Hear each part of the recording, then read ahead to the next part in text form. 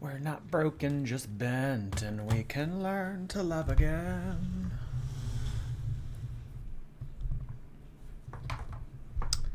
Been written in the scars of our hearts that we're not broken, just bent. How's everybody doing? A lot has gone on in the past 12 hours. It has. A lot has gone on in the past 12 hours. Yes. Oh my. Oh geez. Oh man. Beck is just absolutely, I don't know, ruining Amberlynn. I mean, just like dragging Amberlynn. I mean, quite literally just like taking her and shoving her mouth into mud. I mean, this is, and Beck doesn't even really need to try. That's the thing. Beck doesn't really even have to try. All they have to do is talk about what happened. Doesn't have to speculate on anything. Doesn't have to spin anything. Doesn't have to talk about why Amberlynn's actions were horrible.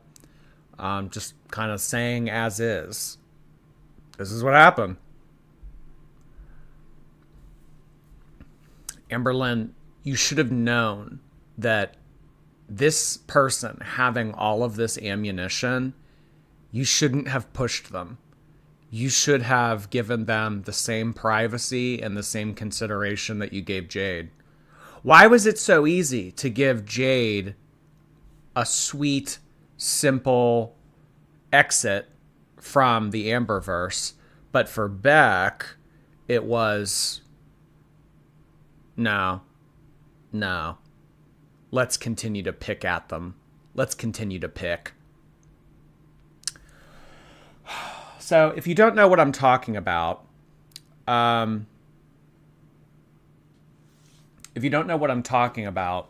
Beck made a reaction video to some Q&As that Mr. Snowflake posed on his second channel, Under the Hood. So Beck has now done a reaction to Karina and Snowflake, and I can't let them get more attention than me. So what I think I'm going to do is I'm going to make a video very similar to what those two have made so that I can have my own attention on Beck's channel. So I think what I'm going to do is later tonight after this stream, I'm going to put up a community tab for members only. Sorry, but it'll be members only. And you guys can ask questions or you can say what you want to say. And then I will take all of that information into consideration and I will compile it into a video that I can create for Beck. That's what I think that we're going to do. Oh, Jordy never does any things for his members. Why are you guys giving him $5 a month? Well, hey, listen, you get stickers. You get to ask questions in videos for Beck once. What else do you get? You get the satisfaction of knowing that you're supporting the stream.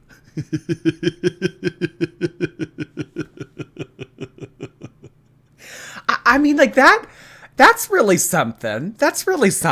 You get the satisfaction of knowing that your financial... Can't even say it with a straight face. That knowing that you are single-handedly financially supporting me. That is some peace of mind that only $5 a month can pay for. If you ask me.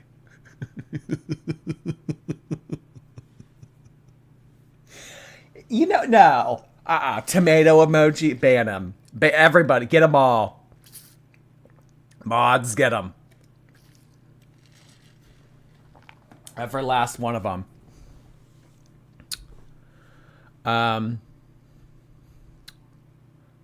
Get a real job.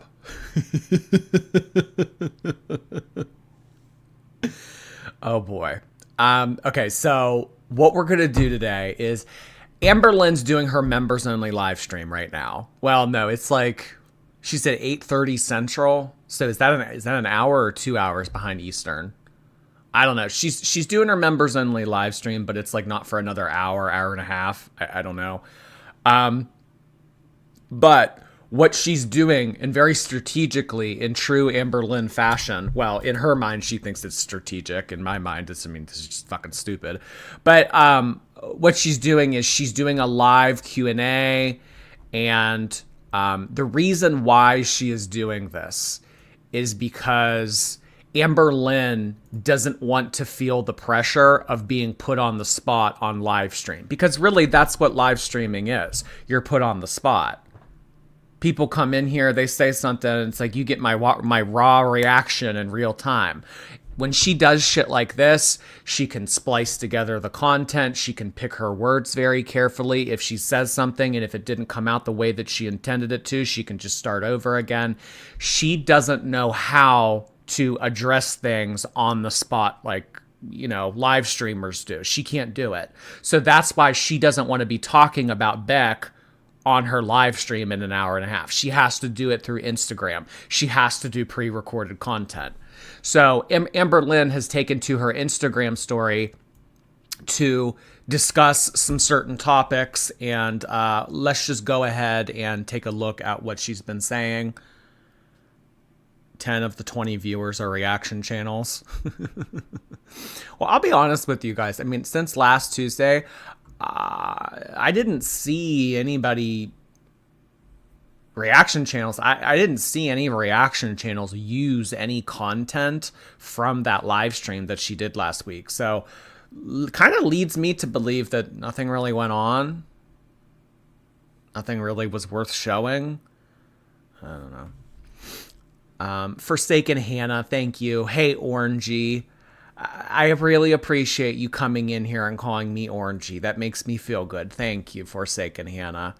Furious George, hello. Usually I'd be working out at roller derby, but today I'm sick in bed watching the live. Hello to the replay gang. Don't forget to like the stream. If you guys wouldn't mind real quick before we get started, before you take your coat and shoes off, go ahead and press the thumbs up button. Would really appreciate it, and so would George. Okay. Let's take a look at what she's... This is like within the last 30 minutes that she's put this up on her Instagram tab. She has me blocked, so I can't look at her stuff. Yeah, I could make another Instagram account and look at her, but like I honestly don't... I don't give a fuck. Like, whatever. Carissa will screen record and send to me. I really appreciate it. Carissa's a mod in here. So, this is what we're doing.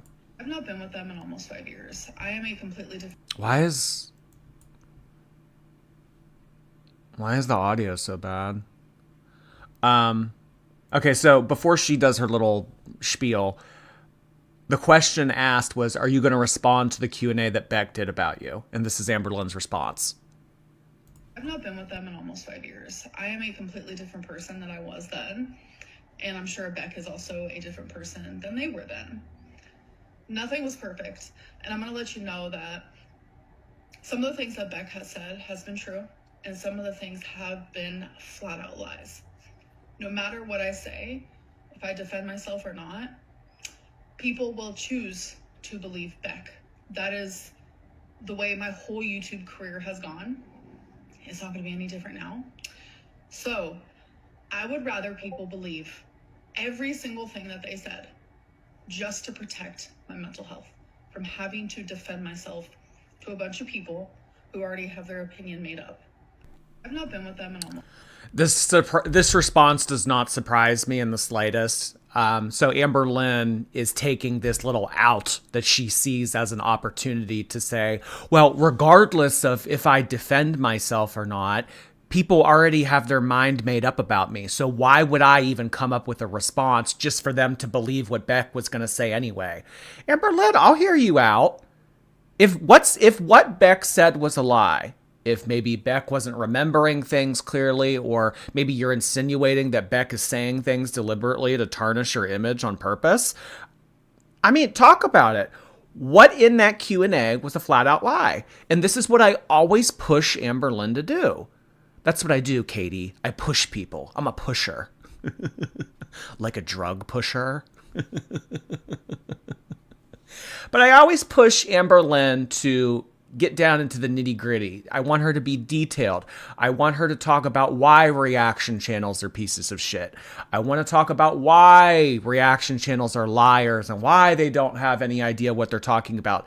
Use examples. Talk about why they're lying. If Beck said something in their video from yesterday that was a straight up lie, say that.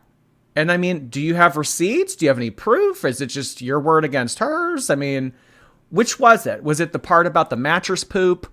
Was it the part about Billie Eilish looking mature for her age despite being a teenager? Was it you holding Beck hostage in the car so that you could force them to not break up with you? Like, which allegation is just a flat out lie? I would like to hear it. I would like to hear it. She's throwing a fit because it's all true.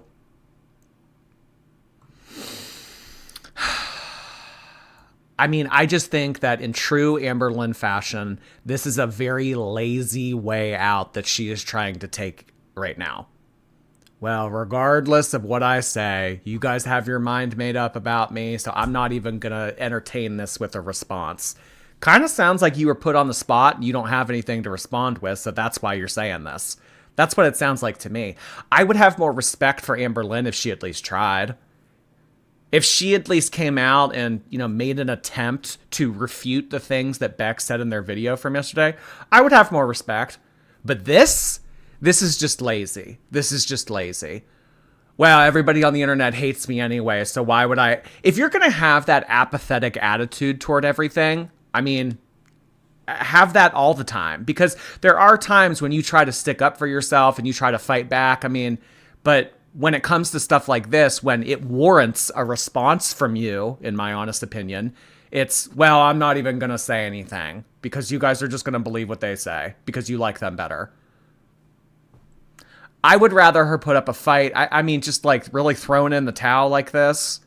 I mean, after all the wiping, after all the bathing that Beck did, you're just going to throw in the towel like that? That towel deserves more respect, Amber. Yeah. What else is there? I don't. Yeah, I don't care about what Taylor Swift wore at the Grammys. Do you identify as a lesbian or bisexual? Snowflake has been making videos about this. Yeah. No. I wrote that when I was 17, but I had it in a binder and I had it for literally years, which I no longer have it anymore, by the way. But I think like a decade ago, I put it on Wattpad because my friend wanted to read it, but we were long distance. So it's like, how was she going to read it? I was like, oh, I'll put it on Wattpad. But no, I wrote that when I was 17 and I'm 34 now. So that's like 17 years ago. Oh my God. That was like half of my life ago. That's crazy. Crazy. I want to see the video where she talks shit about me. Somebody asked if you're going to unblock Jordy, it's giving middle school. And she said, never, I'm keeping my peace. And said, you know what gives middle school drama is that you blocked her only because she blocked you. I didn't block you because you blocked me. That's not what happened. I didn't come balls to the wall in your live stream typing in caps and fighting with you on my community post. And see, like, that's what kind of annoyed me. Amberlynn acted like she could come in here, disrupt what we were doing, and, have the spotlight. Like, she quite literally grabbing the spotlight and putting it on her. That's what I didn't like. She came in here acting like she was running shit. And you know what? If I don't get the opportunity to come at her in a live format, if I don't get to come at her and say what I want to say, why should she get to come in here and, in her opinion, catch me off guard? Because, like I said, it's a lot more, you're putting a lot more on the line when you're going live, because what you're saying, it can't be taken back, it can't be edited, it can't be altered. When she does this pre-recorded shit and she goes on Instagram, she can make everything, down to the second look the way that she wants it to look. When she comes in here and types these big ass paragraphs to me and press enter, and it's like on live, it's like, well, I don't get to do that for you, so why should I afford you that same opportunity?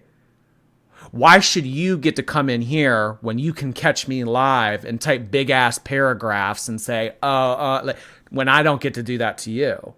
You're pre-recorded Lynn. Yeah, no. That's why I blocked you. And also just because you're annoying as fuck.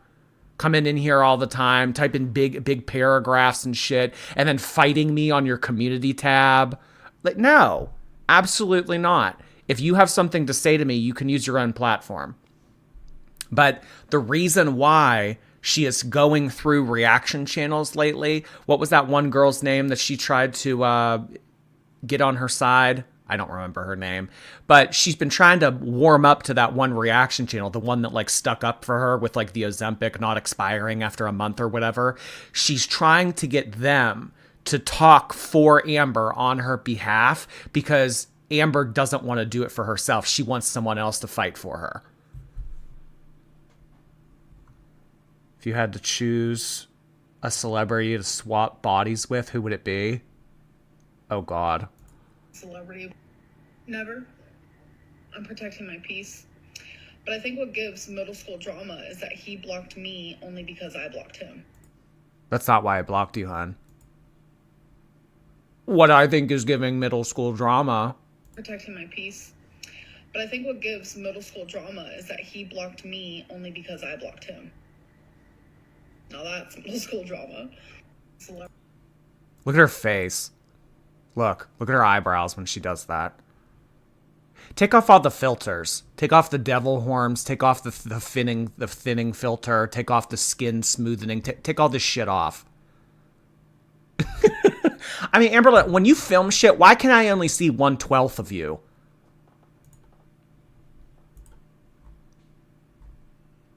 Celebrity.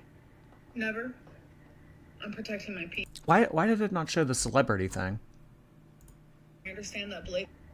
Anyways, I am gonna go. I have some things I have to do. I am doing my live stream in like an hour and a half. And if you guys want to be part of that 2-hour live stream, go to my YouTube channel, press join, become a stream queen, and be there or be square, as they say. Anyways, I love you guys. Thank you for this Q&A, and I'll talk to you guys later. Bye. Be there or be square, as they say. Oh my God. When she's pissed, she makes those stupid faces. Indeed.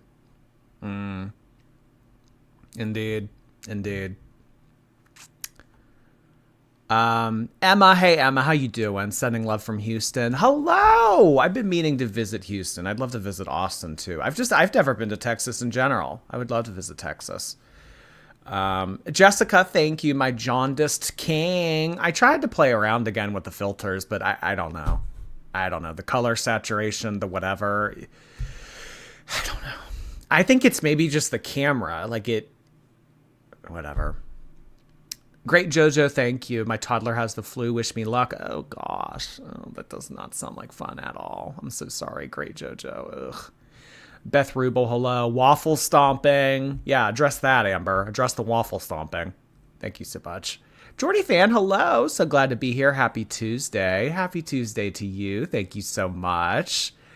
All right, guys. So she uploaded today, and honestly, I watched it. It's a whole lot of nothing. It's just her being like, oh, let me show you vlogs that I did before Emily broke up with me, and let me show you the vlogs that I did after. And I made a new weight loss series, but then I immediately stopped doing it. Like, it's stupid. It's really, I mean, we'll watch it maybe another day, but what we're going to do tonight is we're going to do Beck's video.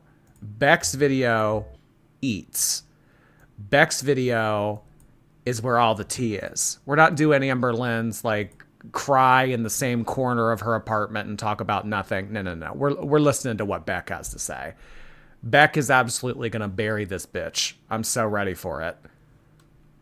Chantal's Gaming Share, thank you. Just Jamie, thank you. Amber should have given Beck the income they earned. Now Beck is making up for it by speaking their truth and doing it in a very direct way. Kudos. Yeah.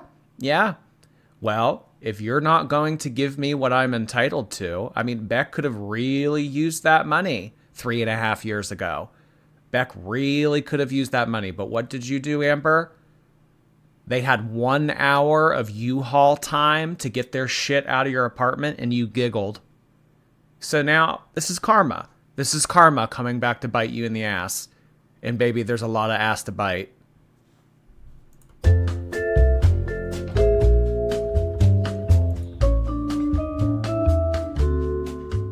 Hey guys, I just want to thank everyone who watched my live stream and caught it afterwards. I do want to apologize for the audio issues and the technical difficulties and the video issues, but I do promise to have it fixed and figured out before the next live stream. This video is me answering questions from the video that Mr. Snowflake, or also known as Under the Hood, made for me to react to. I also want to thank Mr. Snowflake for getting these questions together for me and for making this video. Let's get into it.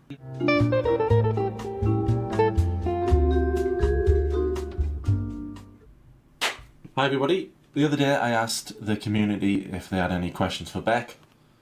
I had loads of questions for Beck. Beck, thanks for agreeing to help with Victims of an Empath. Dead nicely, thank you very much.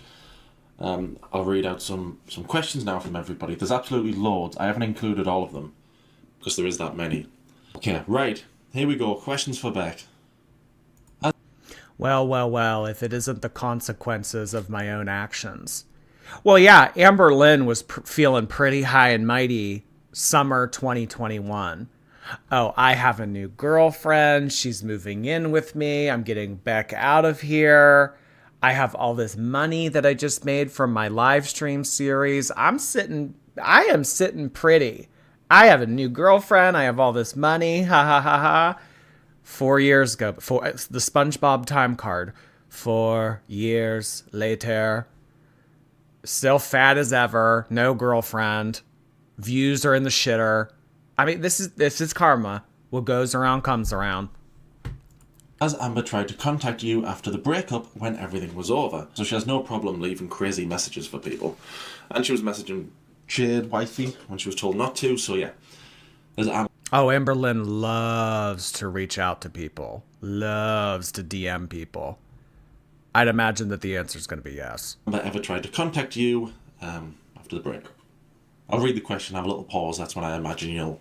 Yeah, she got a hold of me at one point to ask about a personal thing in my life happening. It was an anniversary of the death of my nephew, and I think she asked how I was doing, and I didn't answer to that. And then a little while after that, she asked if Kate Winslet had come out with anything new, and I didn't answer that either. And I want to say that was around maybe the summer of 2022.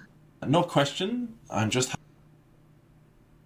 Okay, so like a year later, a year into season 5, Amberlynn reaches out to Beck and says, "Hey, girly pop, how you? Has Kate Winslet made anything new?" Kind of sounds like Amberlynn was trying to ease herself into conversation with Beck so that she could ask what she really wants to ask. The Kate Winslet thing was just a cover. Yeah, Kate Winslet, you know that thing that we had in common? Okay, anyway, let me ask you what I really want to ask. But Beck didn't reply. Happy? She's happier. I'm assuming they know about Amberlynn Reid and now dating a suspected feeder. Oh, I put this up 5 days ago. Oh, they've broken up now. That was ages ago. I'm wondering what was their reaction to this when they found out? Shocked, unsurprised, worried, or concerned? Curious to know any of their thoughts around this situation, please. I always thought she was much happier being with a feeder. Anyway, what do you think about that? Am I shocked that Amber would want to date a feeder? No, I'm not. And her being with someone who is okay with the weight she's at, or really okay with her gaining more weight, would be the easiest type of relationship for her to be in. I don't really have anything to say about Emily. Listen to that again. That was really well said.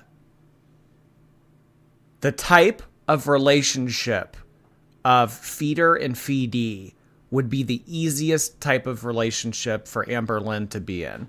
Okay with the weight she's at, or really okay with her gaining more weight, would be the easiest type of relationship for her to be in. Because when there's someone that wants what's better for Amber, They want her to lose weight. They want her to stop being so fucking lazy. They want her to get off her ass. They want her to stop being manipulative. They want her to stop lying. They want her, like, there's always tension. There's always a fight. It's the same thing that we saw with Chantal yesterday. If Salah would have been okay with Chantal taking down a combo meal from Hardee's and then getting an XL milkshake from Baskin Robbins, there would have been no fight. They would have kept the peace. But that's not what a supportive partner does. That's not what a partner that loves you does. If they let you eat like a trash can and balloon up, I mean, that's not true love. So that's why, I mean, we can all kind of see clear as day that feeder relationships aren't about love. You can't truly love someone and hurt them in that capacity. So for someone to just kind of give in and say, yeah, sure, honey, whatever, and let them, bulldoze their way to an early grave, that would be the easiest type of relationship with Amber. And that's kind of the relationship that she had with Beck, in my opinion, because in a lot of regards, she just bulldozed over Beck. And that's really what Amberlynn wants. Amberlynn wants a partner. She wants a yes woman. She wants a yes. Yes, honey. Yes, I'll go get your DoorDash. Oh, you want a milkshake? I'll go get you a milkshake. Oh, you have a new Amazon Prime order in the apartment complex lobby? Let me go get that for you. Oh, you want me to bathe you? You want me to wipe your ass? You want me to do the... Yes. Yeah. But when you start to have friction and you start to push them and you start to tell them no, that's when the problems start. And you'll notice in all of these tellings of Beck's relationship with Amberlynn, any time that there was friction, any time that there was a problem, is when Beck tried to say no or Beck tried to stand up for themselves. That's when there was tension. Chunk, thank you. Good luck at your new job tomorrow. I appreciate that. Taylor, thank you for the super chat V card. I really appreciate that, Taylor. Thank you. Nenny, hello. This is exactly what I needed. After figuring out I have some random guy that watches me while I take my dogs out. Anyway, love from Buddy, Karomi, and I. Oh, God. Ugh. Maybe start taking a different path. People like that, you got to keep an eye on because he likely watches you every day because he knows what time of day you come out. Start to walk somewhere else if you can. Yikes. Anna, thank you. We get to be called shorties. Yeah, that's another membership perk. You get to call yourself a shorty. It's being a part of a community. Have I sold it yet? Aisha, thank you for 4 months. Getting Starbucks and being blessed with Jordy. Totally worth the $5. Haters, STFU. Love you, Jordy. Thank you so much, Aisha. You're always such a sweetheart. Enjoy your Starbucks and have a great rest of your day. Thank you, Aisha. Tabby, welcome. I don't really have anything to say about Emily. I don't know her, but I will say that I don't see how you can care for a person while participating in feederism with no concern for their health. Hi Beck, I hope you're doing well. It's so good to see you look so well and happy. You look incredible after that £600 LB lost. Well done, well done. What was your reaction to Amberlynn about wifey Jade being 2 different people? Mental. How did you feel after she chewed you out, making some stupid joke like you always do? I think back on that live stream where she read that text to you out loud and then went whoopsies so often. It's so disgusting and vitriolic. Take care of yourself, Bex. I'm sure you know what it is. I'm not sure how much you keep up to date with now, so some of these I might have to explain, I'm not sure. Yeah, you on the phone where I said, tell Jade I love her too, something like that. You mentioned the name Jade. She panicked, ended the live stream. Next live stream, she made out that, oh, you were just joking about the name Jade, and oh, she told you off, whoopsie. So what happened after that? Was she really angry when you said Jade? I didn't know how anybody would not see through that because it was so obvious that it was the same person. And I mean, honestly, if you want to be mad at anybody about the reason why the community was able to find out the true identity of Jade, be mad at yourself, Amber. No one told you to make a live stream titled The View of the Brooklyn Bridge. No one told Jade to send in a super chat far from jaded. I mean, you guys told on yourselves. I mean, you really did. The view of the Brooklyn Bridge. I mean, basically all but telling the audience she lives in New York City. I mean, no, but let's blame Beck because Beck Did Beck even know that they were on live stream when Amberlynn took that phone call or that FaceTime call or whatever? Did Beck even know that they were on FaceTime? And I mean, even if you did, I mean, that's the risk that you take. Don't do it on speakerphone then. Or don't call someone during live stream because, like I said, live streams are unpredictable. If something happens during a live stream, you can't edit it in real time. Had that happen in pre-recorded Lynn's preferred format, she would have been able to edit that out. That's why she doesn't like live stream, because she loses control. That's what happens. That's really all it comes down to. In a live stream, Amberlynn loses control, and she's a control freak. Kind of crazy calling her a control freak because she can't wipe her own ass, but I mean, yeah, she's very much so a control freak. Velocitoddler, thank you. I'm not sure that I can support this basement-dwelling, e-begging lifestyle of yours anymore. It's sick. Oh, come on. I could be like Eugenia and clapping my hands and saying, guys, send in more money, send in more money.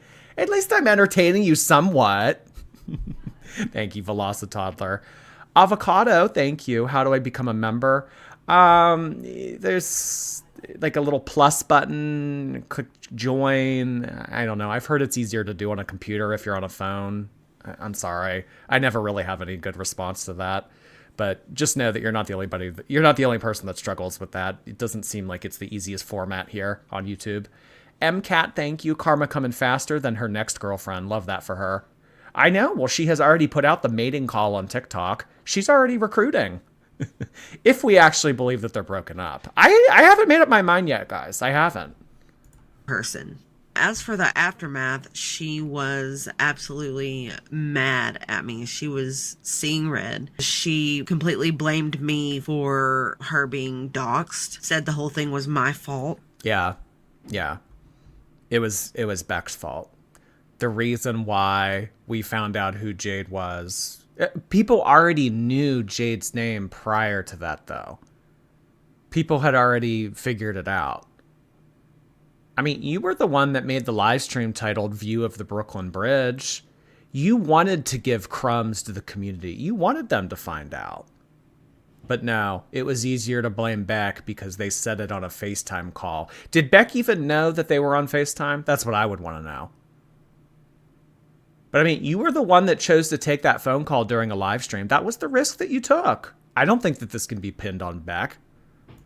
Even though she had done the whole pointing her name out in the live stream and then naming the live stream after her thing. Yeah, exactly. Far from jaded. Far from Jade. If you guys don't know, Amberlynn and Jade were pretty much to blame for the reason why we found out who Jade was.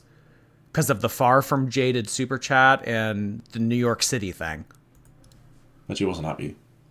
Would Amber ignore you in real life and then make a video with you acting like she was such a good girlfriend? That's always how I assumed she was acting. I always got the feeling, sometimes got the feeling, when I'd watch a video of you two together, like something seems off.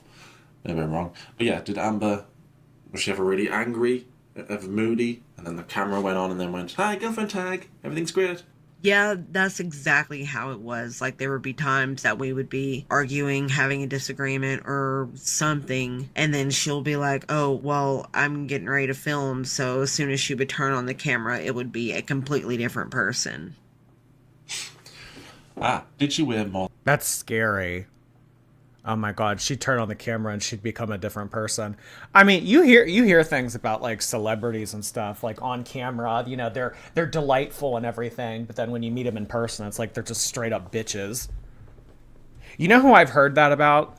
Some of you might not know who this is, but like the televangelist, like he's like very moving and very passionate and very, you know, inspiring in his sermons and everything. That Joel Osteen guy, like if you've ever watched him, like even if you're not religious, like he's like very like, you know, very like moving, very touching. But like people that have met him in like private behind closed doors and stuff, like just straight up, just stoic, like no. My aunt loves him. Yeah, I mean. But he's like a very moving speaker. He like really speaks to you. And then like you meet him behind closed doors. And then there was a thing that came out where there was like a hurricane or something that hit Texas. And like they asked him if he would open up his doors to the public to, you know, have some place where like the people that lost their homes like had somewhere to go. And like he declined. Like, no, I don't want those fucking homeless people in here. You know, they always say, don't meet your heroes. Don't meet your heroes. And I mean, I don't think that Amberlynn is anyone's hero, but that's just kind of what I'm saying. Amberlynn going from 572-pound demon, awful, evil,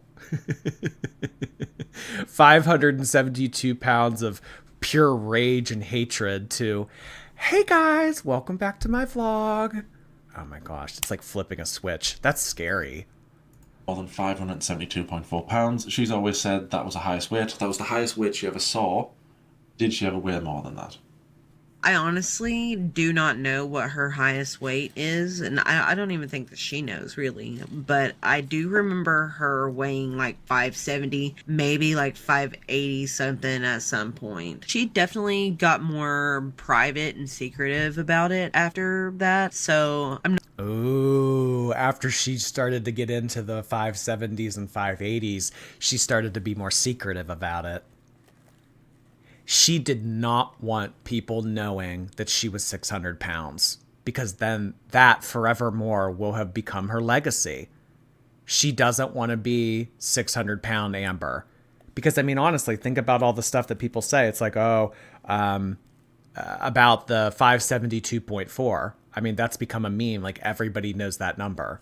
She didn't want to be known as the 600-pound woman, because in her mind, she doesn't want to equate herself to the people on that TV show. I'm different than them. I'm not 600 pounds. I'm 570. She does. She wants to prioritize herself over them mentally. That's exactly what it is. I'm telling you guys. That's why she never wanted to be known as 600-pound Lynn. Because then we could draw all these comparisons to her in that TV show. I've actually done that before. I mean, several times I've made reference to 600-pound life. And one time Amberlynn said something about it. Like, she actually got kind of pissed that I was comparing her to the people on that show. It's like, is it really that big of a stretch? 570 to 600? I mean, Jesus. Yeah, she's better than them. Yeah. I'm not like those disgusting slobs that don't have their lives together on that weird TV show. I'm not like them. I'm 570. I'm dainty. There's no way she was under 600. I mean, I don't know if she ever got up to 702 like that Annie person said, but I think it's very realistic that she could have been in the sixes. I mean, 570, 580 bedbound, wasn't weighing herself, wasn't burning calories because, I mean, she was just like laying there like a piece of meat all day. Wasn't getting any exercise. I mean, and then, I mean, we've seen that Amber's able to put on 20 pounds like it's that. She had to be. Yeah, I think at one point, I would wager to say that it was in the 600s at one point. 700 after Emily.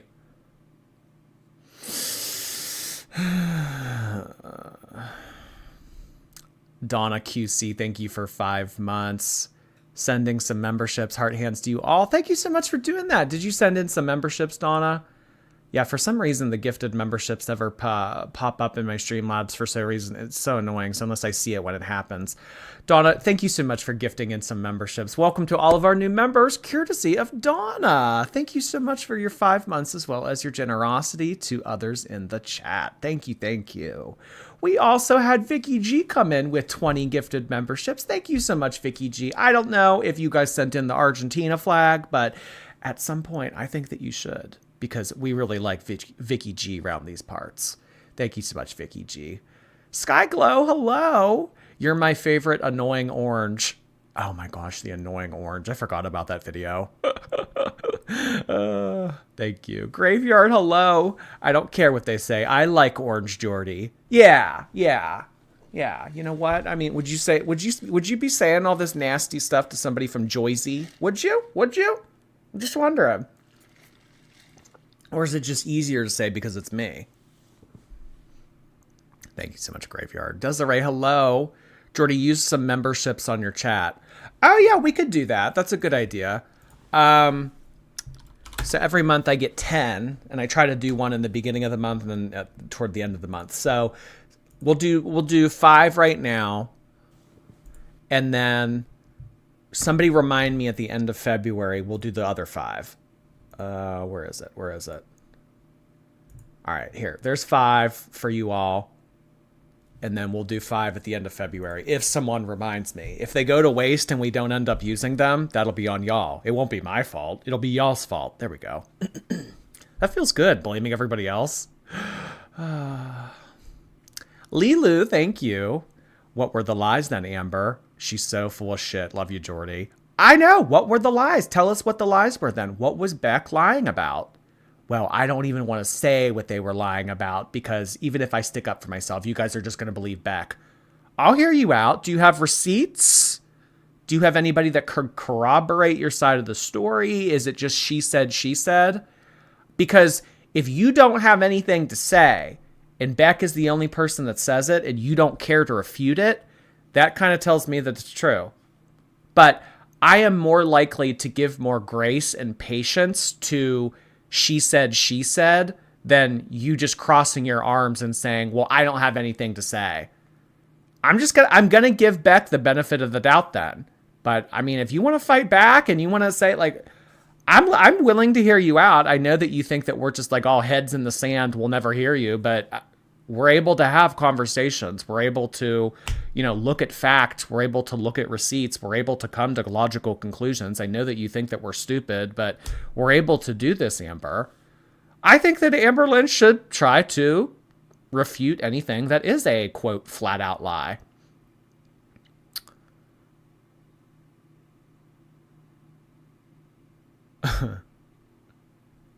Amber doesn't have anything.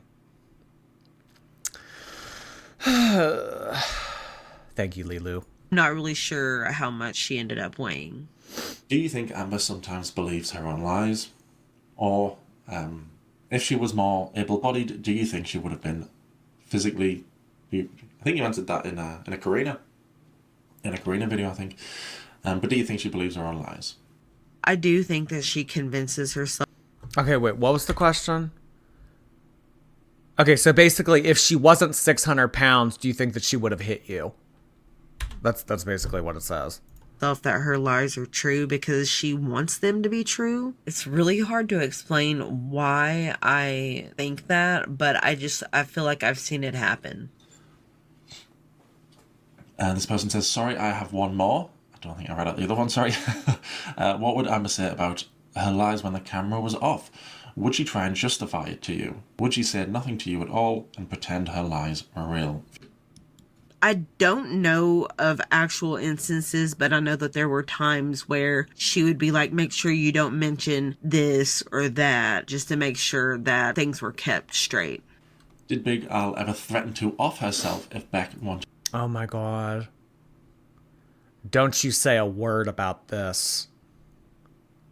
Don't you mention this. You keep your lips sealed when it comes to this topic. Don't you say shit. Oh my god. Control freak. To break up with her. Did she do that with Destiny? She didn't threaten to do that with me, but she did guilt me in other ways, like saying who would help her and who would take care of her, who would be there with her, if she would be lonely, that kind of stuff. Oh, that's gross. That's really gross to do. So, I mean, she never said the thing that she said with Destiny, like, if you leave me, I'm gonna do something to myself. She never pulled that with Beck, but she did say, well, if you leave me, I'm gonna be here all by myself. Who's gonna wipe me? Who's gonna walk Twinkie? Who's gonna change the litter box? Who's gonna get my food? I'm not gonna be... I'm not... I mean, Beck has more of a heart than me, but you know what I would say to that person? You're an adult. You got yourself into this situation. Find a way out of it. How did Amber treat the service workers she... Honestly, that's exploiting and preying on someone's goodwill. Because I think that Beck has a heart of gold in some respects. And I think that Beck is a very empathetic person. I think that Beck cares for people because Beck has been through a lot in their life and has been shown very ugly things. So Beck knows how important it is to be kind to other people and how important it is to give people a helping hand. I think that Amberlynn preyed on that goodwillness that Beck has inside of them and exploited it. Encountered when the camera was off. Wait staff, cashiers, receptionists. Was she outright rude? Did she fake kindness then trash talk? What were the reactions of other customers? I've been watching videos from when you were with her, and she said people would laugh at her, people would mock her. She could see the stares. She'd be really paranoid about that. Now she makes out that every time she leaves the house, some guy's asking her out. It definitely did seem like there were times she would fake kindness, but she wouldn't outwardly be rude to wait staff or anything that I could tell. But there were times where we did get stared at, and if they were talking about us, I tried my best to tune everything out so I didn't hear it. Why does Amberlynn Reid insist on being chauffeured? Why? Yeah, I mean, and Amberlynn knows that people look at her in public. That's why in season 3 she would always go to Walmart at like 2 and 3 a.m. back when Walmart was 24 hours, which, by the way, I'm bitter that they took that away. That's why she would go to play. That's why she preferred to have everything brought to her. She doesn't want to go out in public. She doesn't want to get stared at. She doesn't. I mean, she knows that she's silly looking. And I mean, honestly, if you saw, you might tell yourself, no, I wouldn't look. But I mean, if you saw Beck and Amberlynn walk into Texas Roadhouse and you wouldn't look. You wouldn't look. I'd look. I mean, it must have been. I mean, it's kind of like the same thing with Chantal. He doesn't ever want to be seen with her. Every time they go out in public, he walks like 10 feet to the side of her to make it look like they're not together. I mean, it would be like nerve-wracking. It would give me social anxiety going out into public knowing that people are going to look at me. Why won't you learn to drive or take an Uber? I'm going to put it down to laziness like everything, but I'll wait and see what you say. She's terrified to drive, and I also think she knows that she couldn't fit behind a steering wheel or probably wear a seatbelt, and that's also probably why she can't take an Uber, is because she would be required to wear a seatbelt. Did Amberlynn claim BPD when you were together, or did she still have ASMR? Does it bring you joy to see her rotten life spiral? The thing about the driving is she doesn't want to drive because she's always been able to put herself in a situation where someone else can do it for her. And that's really Amberlynn's philosophy on life. Why move when someone can move for you? Why drive if someone can drive you? Why wipe your ass if someone can wipe your ass for you? Why go get your DoorDash order when someone can bring it to you while you're sitting on the couch? It is. It's like she wants to be like a queen sitting on her throne telling all her little peasants to do this, do that, and just barking orders. That's really, in her fantasy world, that's what Amberlynn is doing. She's just lazy. Lazy among other things. Lazy, entitlement, just straight up rotten from the inside out. Julian, thank you. You make Amberlynn enjoyable to watch. Love your energy and the energy in the chat. Thank you so much, Julian. Appreciate you being here. T-Rose, hi. It's my birthday. Can I have pink emojis in the chat? Of course you can, T-Rose. Happy birthday to you. Thank you for entertaining me while I pack. Well, wherever you are headed, I hope you have an awesome journey. Thank you so much for sending that in, T-Rose. And again, happy birthday to you. Cosmos, hello. The audacity of blaming Beck for her reputation. It's easier to blame Beck. It's easier to blame Beck. Because I think that Amberlynn thought, well, Beck's not a perfect person either. Beck has faults too. So let me project all of the bad shit that I feel about myself onto Beck and then just like make that the scapegoat and blame Beck for everything. It's gross the way that Amberlynn treated them. Just Jamie, thank you. I'm a different person. Also, Amberlynn. Beck was lying about stuff they said about me. Which is it? Oh my God. I would like Amberlynn to get detailed. I want to hear her talk about what exactly was a flat out lie. I want to hear her talk about what exactly Beck fabricated, or, what was correct, what wasn't correct. I mean, I think it brings a lot of people joy to see her spiraling at the minute. I think she's crazier than she's ever been. What's more, And it's her own fault. The fact that this past year has been so crazy and tumultuous for her. Ever since Jade left the cast, I mean, everything went to shit. Because I think after that, I really think that she got lucky with getting Jade on the cast. Had she not been able to have the clean, smooth transition that she had from season 4 to season 5 with the overlapping girlfriends and the living situation with the apartment, Girly Pop really wouldn't have been sitting pretty. She really wouldn't have been doing well. I mean, she really lucked out when Jade moved in at the time that she did and everything. So when that didn't happen a second time, I mean, Amberlynn started talking to all these different types of women. She started, getting involved with a married woman. And then after that didn't work out, it's like, well, I don't think that anybody wants me. I don't think that I'm going to be able to get a genuine girlfriend like Beck or Jade. So I guess I'll just have to start lowering the bar. All right, somebody that wants to exploit my own health to make me bigger so that I can lay on them. All right, I'll love you. I'll fall in love with you. All right, I'll date a feeder, whatever. If this is what it's come to. It's been a bad year. 2024 was a bad year for Amber. I mean, good for us because it was entertaining. But I mean, just like all the decisions that she made in 2024 were just rotten. Obvious now, we can spot it. It's more obvious now. No, she didn't claim to have BPD when we were together, but a friend of ours did mention it to me, saying that they thought that she had BPD or something similar. Did Amberlynn Reid ever confess to you about her major wrongdoings/lies, e.g. the Casey SA, Gracie, grooming Libby, etc.? I don't know how much you're aware of now.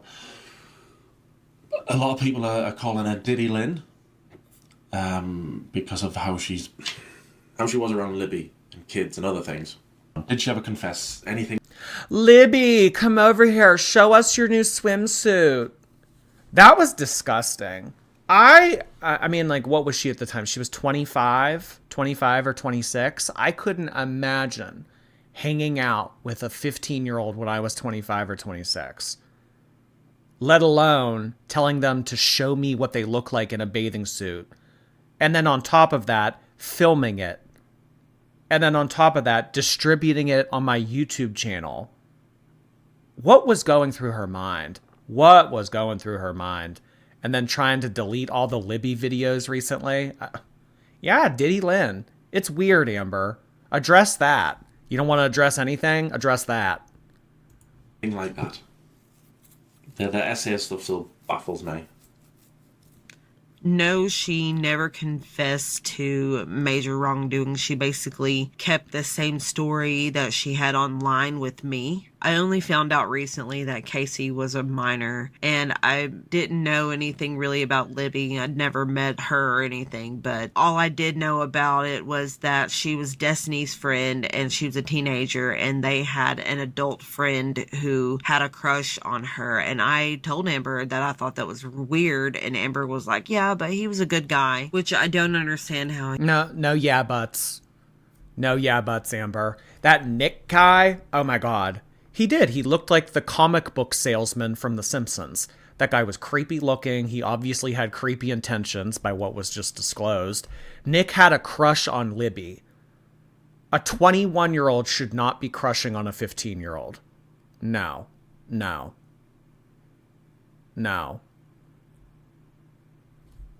Yeah, but it was okay. Libby was mature for her age. No. Like, Libby was cool about it, though. No, like, you don't get it. Yeah, there was a 6-year difference and she was a teenager, but no, there's no yeah buts. There's no wiggle room with this. He could be a good guy and be flirting with a minor. The only other red flag I've really seen from Amber was she did have a crush on Billie Eilish when Billie was just starting out. So I think she was a teenager around then. Well, what's Billie now, 22? I started listening to Billie in 2018 or 2017. So what would that have been, 6 years ago? 7 years ago? And she's 22? So she would have been like, no, she wouldn't have been 17. She would have been younger than that.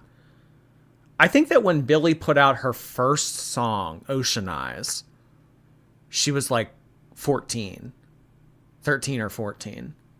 And when Billie first started to get big, before she put out that first album, When We All Fall Asleep, Where Do We Go? Prior to her putting that album out, like that's when she really started to balloon in popularity. And I know that she was a teenager at that time. I don't think she might not even have been 18. She was probably like 16 or 17 when she put that album out. But I mean, the point here is, I remember back when Billie Eilish was getting really popular and she was like 16, 17. It's kind of like the same thing with Kylie Jenner. Before Kylie Jenner turned 18 and stuff, I mean, there was that nasty shit about her dating that Tyga guy.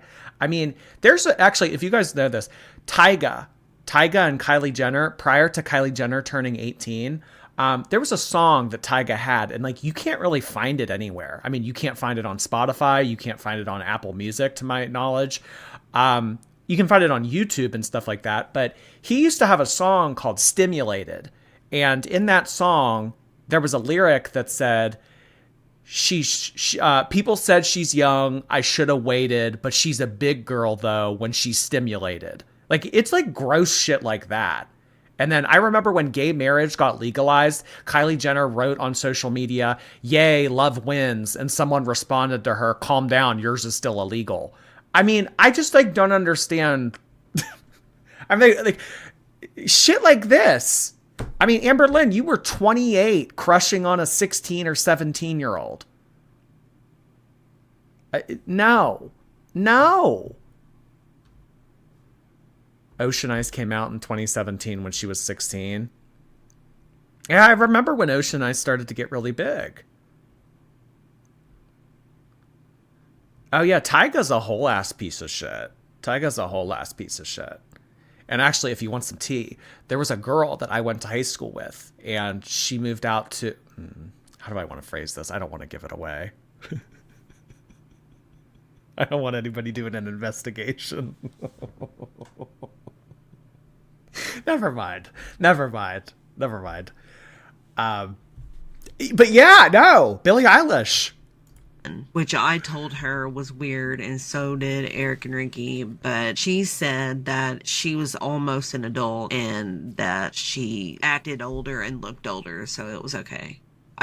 Ew. She acted older and looked older, so it was okay. Kind of the same thing with Libby. Well, Libby was mature.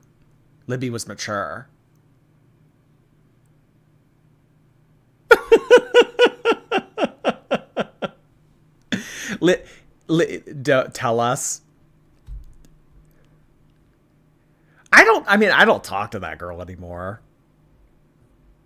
I mean, basically somebody that I knew at one point got in cahoots with Tyga, and like they slept together, and like I just remember that was like such a big thing when that went on. But that was like back when Kylie Jenner, I don't even think Kylie Jenner was 18 yet. Anyway, it's really not that scandalous. Tyga's a piece of shit. That's all you need to take away from that. But yeah, calling Billie Eilish mature for her age. I mean, this is the kind of stuff that like creepo PDFs say. Oh, and like, honestly, I feel like we have all come across this at one point in our lives. I mean, maybe if it didn't happen to you, I mean, like you've seen it in a movie or something, but like an older person preying on a younger person, telling them that they're mature for their age. If you ever hear that line, run in the opposite direction. You're mature for your age. Wow.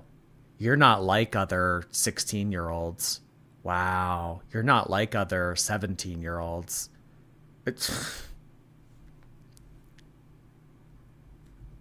It's that, yeah, textbook PDF. It's those kind of lines that you know, this is not okay.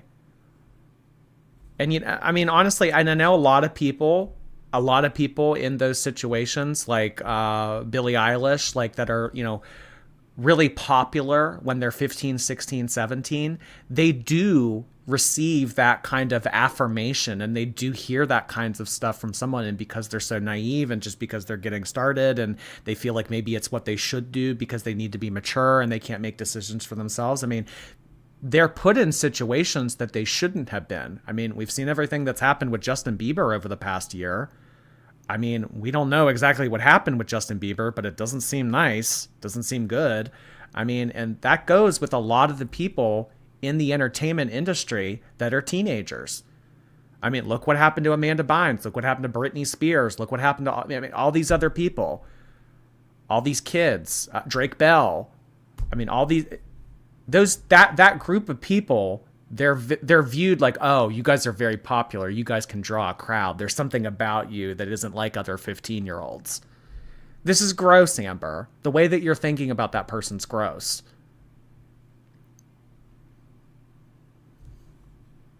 Really wished I would have dug deeper into these things and taken it more seriously because they really are awful and it's unacceptable behavior. But I will always stand. Well, it's good that Beck acknowledges that, because if you're complacent and you're around someone that thinks and says those kinds of things and you're like signing off on it by like continuing to be with them or whatever, or like continuing to be their friend,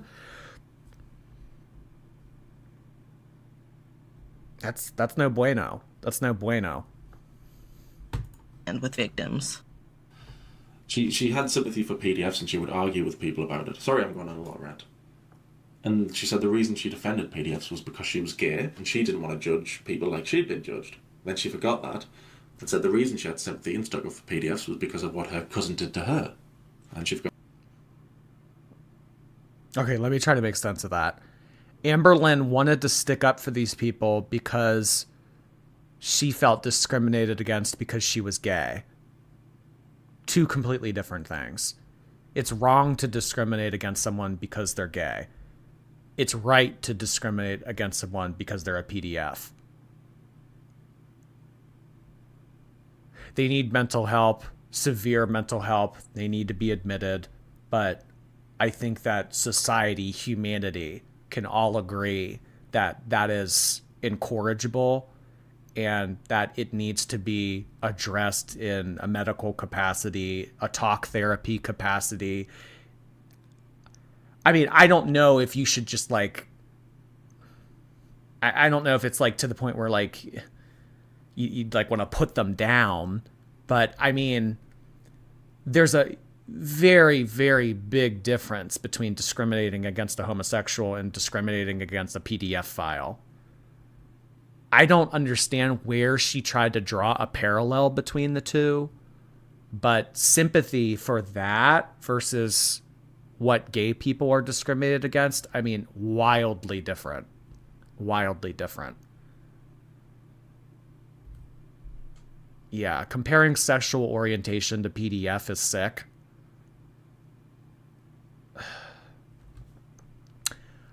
Haley Dunst, thank you so much. Appreciate you. Forsaken Hannah, thank you for becoming a member.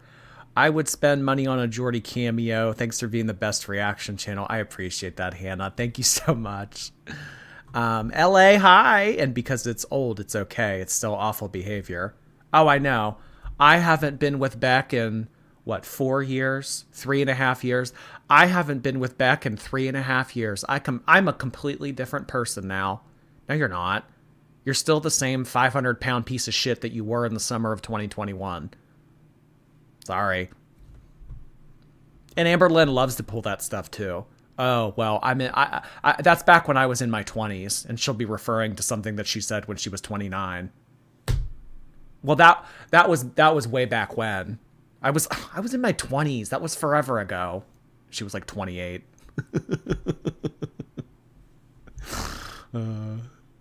Emma, thank you for becoming a member. Nerfworthy, thank you for 7 months.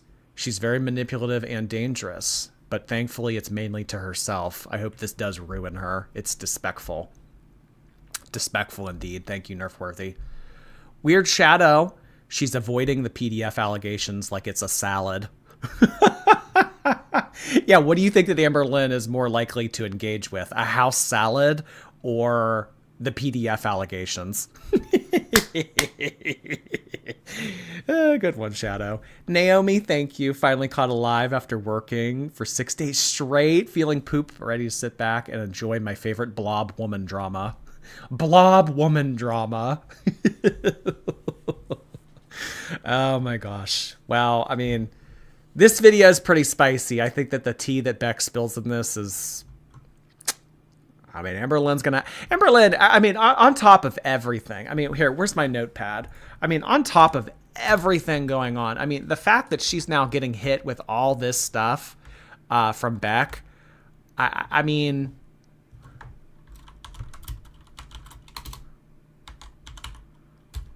I mean, I could go on and on. I mean, we could, like, just, it's like the list never ends. The list never ends. Got that. And she said the reason she stuck up for PDFs and argued with people online about it was because of what her father's friends did to her. Yeah. And what I will say is this is very bad timing. With everything that has gone on lately, with her following that account and the rumors about Emily breaking up with her because Emily has like a kid and this is not good timing. Because she was gay, cousin, father's friends.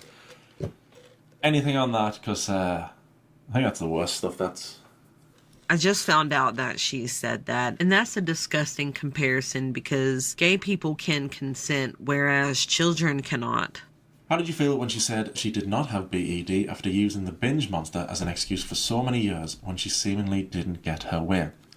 I thought it was hilarious because the entire time we were together, she always said that she had binge eating disorder. I don't know exactly why she said that she doesn't have binge eating disorder, but I will say that what I witnessed was that she would eat copious amounts of food, and whenever I wouldn't give it to her or she wouldn't get it, she would just be really upset and angry about it, and the binge monster would... It's quite literally like satisfying a toddler or like a little kid.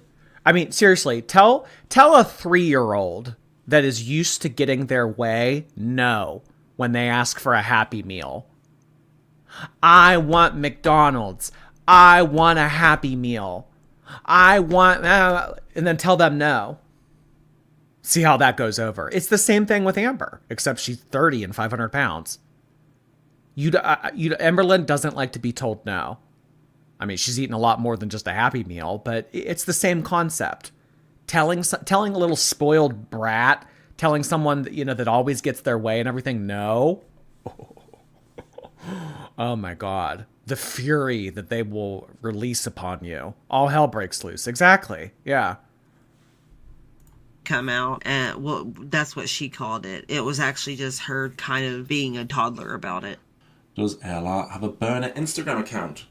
And we all seen about the cereal thing. There's an infamous clip from season 4 where Amberlynn sees Beck eating cereal on the couch, and she comes out and you can see like the rage, you can see the fury in her eyes, and she's pointing at Beck going, "Whose cereal is that?" Why, basically insinuating, why are you eating that when I could be eating that? Whose cereal is that? She was Damon White, pretending to be Damon White to see what people said about her. And people have always thought she's got sock accounts and burner Instagram accounts. Was she just obsessed with like reaction channels back then and what the comments said and what this website... Back then? I think that Amberlynn is neck deep in reaction channels and all the forums now even more. Even more now. Oh my God. And what this... Same with Chantal. Chantal's really bad about that. Constantly looking at the forums, constantly watching reaction channels, constantly looking at people's comments and stuff. Amberlynn ain't doing too hot. Amberlynn's views are in the shit. Her reputation is worse than it's ever been. She is neck deep in, well, if we have a neck to compare. She is very immersed in reaction channels and what you guys have to say now more than ever. Chins deep. Yeah, throat.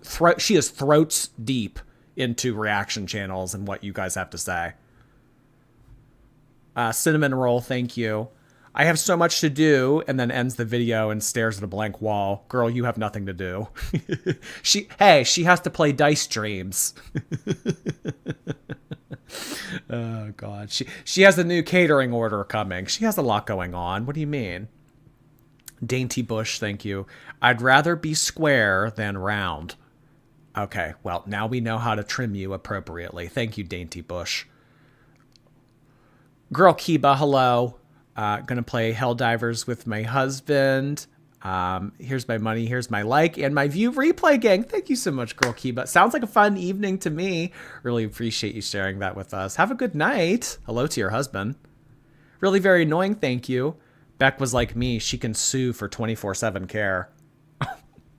Honestly, I mean, like a live-in nurse. A live-in nurse. Yeah. No, your super chat is not missed. It's just I get... Honestly, do you want to know what it is? I have so many fucking people wanting to give me money that there's a line. And I haven't gotten to that point in the line yet. That's what's happening. Oh, I'm a piece of work.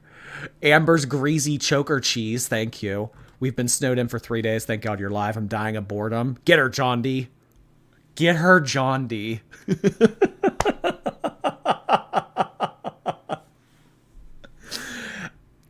I mean, Beck's kind of doing it for me. This website, what this person was thinking, was she just utterly obsessed with it and going undercover to see? Oh, man. I'm sure she did, but Damon White is the only one that I know for sure of. And yeah, she was all over the reaction channels and the Facebook and Reddit and Kiwi Farm. She'd check that stuff out all the time. How much food did Amber actually eat throughout the day? I don't know why I put that one in there. I'm guessing a lot to maintain 500-600 pounds. It was a lot of ramen. She ate a lot of ramen. She ate a lot of fast food. She ate a lot of junk food. Of course, you know, she would have her normal breakfast, lunch, dinner, but she would always have snacks and stuff in between. So there would be times where she wouldn't, like she would fast for a little while, but then she would. I've always heard that snacking is what gets people. That's where you make up a lot of your weight gain, is with snacking. Because if you can just have like 2 meals a day and nothing in between, you get those extra... The snacking is what does people in. Like, I mean, of course, I think that this is like a separate case. I just, wanted to add that on. I mean, this is something entirely different, but... You know how you just go like 16 hours without eating? But then she would binge for the rest of the 8. She would just eat. Yeah, she would sleep for like 16 hours and then she would eat for 8. Well, I'm fasting. Does it count as a fast if you sleep for 16 hours? Does it count as a fast if you're not conscious? I don't think it does. Why does Amber claim to love Rosa Parks so much? I mean, that's the thing with Chantal. Chantal won't eat for 3 hours and she'll call it a fast. I'm not shitting you. Not eating for 3 hours and then calling it a fast. Has she done any research about her or know anything else? Know anything else she did in the civil rights movement besides the one bus incident? I don't think she has a very good knowledge of history. So yeah, why does Amber claim to love Rosa Parks so much? I really don't think that she does know anything besides Rosa and the bus situation. I just think that she thinks it makes her look good to be interested in that. Do you think Ham really had goals standing in the line waiting to be a girlfriend? She does now. Emily's over. She's got other people backed up. I don't really know. Like, I never got to see proof of any of that. I mean, I don't know how you could know about Amberlynn, her surrounding community, everything that she's done, and still say to yourself, I want to get involved with this person romantically. I want to get to know this person better. I mean, I guess like the only way is if maybe like those people that like projects, like those people that like to date people to try to make them better. Like, because there are people like that out there. I want to fix him. I want to fix her. I like, Like there are like fixer-upper daters. They wanna date people and shape them into who they want them to be or who they think that they can be, and like save them. It's like a weird, but there are people out there like that. So I mean, you would have to be completely mentally deranged. You would have to be depraved. You would have to be very stupid. You would have to love blob people. I mean, this is a very finite group of the population. I mean, super morbidly obese, lesbian liars, PDF sympathizer, wiping. I mean, like, how many people out there fit into that demographic? I mean, I think that alone, someone wanting to be in a situation with someone that's 500 pounds, that's a very small amount of people. And then when you add in all those other variables to the application, it's like, where are we going to find this candidate? Do I think that does Amberlynn have girls standing in line? I think that she tries to talk to people on Instagram. I think that she tries to have a lot of people on the back burner. And I think that there are people crazy enough out there that would get involved with this. I don't really know. Like, I never got to see proof of any of that myself. All I know is that's what she told me, and it does kind of seem that every time she ends up having a breakup with someone, she's automatically talking to somebody else within a few days. So, I don't know. What was the typical amount of time Amber set for visiting friends and family? That's one of the... I've never heard of anybody else doing that. Maybe other controlling partners have done that too. I've never, ever heard of it. I've never... Oh my gosh. Talking to somebody new within days of breaking up. That was the most soft, gentle love that I've ever experienced. It meant the world to me. I'll never move on. I'll never be the same. Oh, we're broken up? Oh, okay, let's get a new person. It kind of reminds me of this meme that I used to saw. You know how like on billboards outside of restaurants, normally fast food restaurants, it'll say like 2-for-1 combo meal. Like it'll have like some type of deal. On one of those billboards one time I saw, it was like R.I.P. Howard. And then below it said now hiring. I mean, it's kind of the same concept. It's like, oh, our relationship is gone. All right, got to get somebody new in. That's kind of how a lot of businesses view their employees as well. You're just a number. You're just a number. Beck is here. Hello, Beck. Thank you so much for stopping in. I really appreciate it. If Beck actually is here. Beck, I said earlier in the stream that I would talk with my members on my channel between YouTube and Twitch, and I would kind of come up with a video if you would like to entertain it in the same capacity that you did with him. You know, because I can't let him have this. Are you kidding me? No, I want the attention. I want the attention. Elizabeth Zara, thank you for 11 months. You're going to Colorado? I've never been to Colorado. I hope you have a lovely time there. Carissa, thank you. The Taylor Swift dress was her talking about a Denny's compliment about her smelling good. I didn't send the stupid stuff about the Grammys. Love to help as much as I can. Amberlynn doesn't get these compliments. She doesn't get people coming up to her, asking her for her autograph. I mean, really, a cocktail waitress at a random casino. Can I have your autograph? Most people don't like Amberlynn. I mean, the very small amount of people that do like Amberlynn, those are the people that she's always running into in real life. Oh, God. Jordy, that sounds cool. I'd definitely be down. Okay, cool. All right. I will try to get that together at some point this week.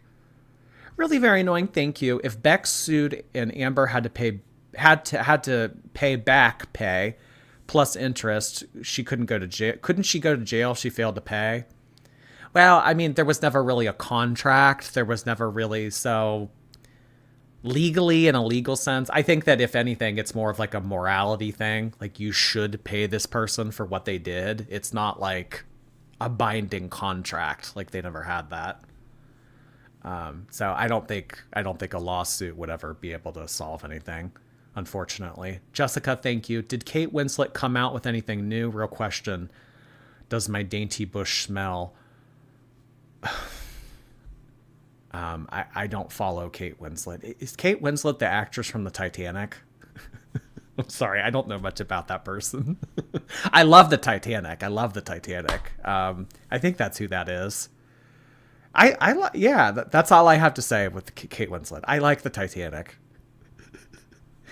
Nicole, thank you. Paint me like one of your dainty bushes.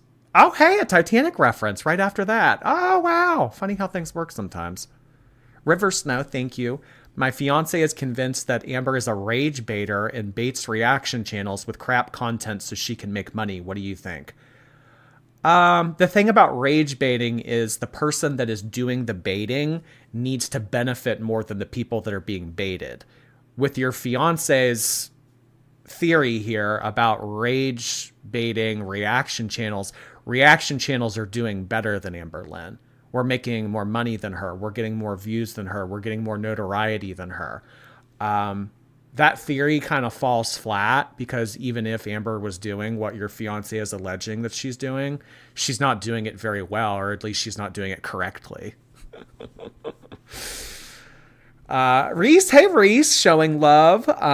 Girlfriend Molly Pop is in her sad girl hours, hoping to cheer her up. Oh, I'm so sorry to hear that. January and February, just in general, kind of suck. They're not favorite months of mine. So sad girl era, I don't blame her. I really don't. I'm so sorry to hear that, though. I hope the rest of your week goes okay. You're sick. Thank you for your membership. Jordy, your Q&A collab with Beck is a totally original and innovative idea that no one on YouTube has ever done before. I can't wait.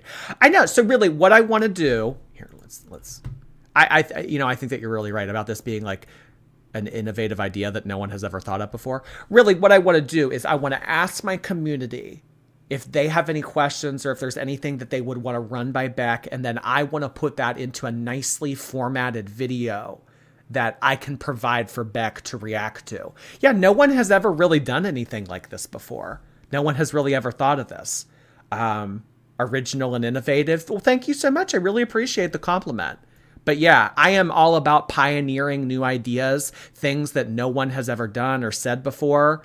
Jordy thought of it first. I like, yeah.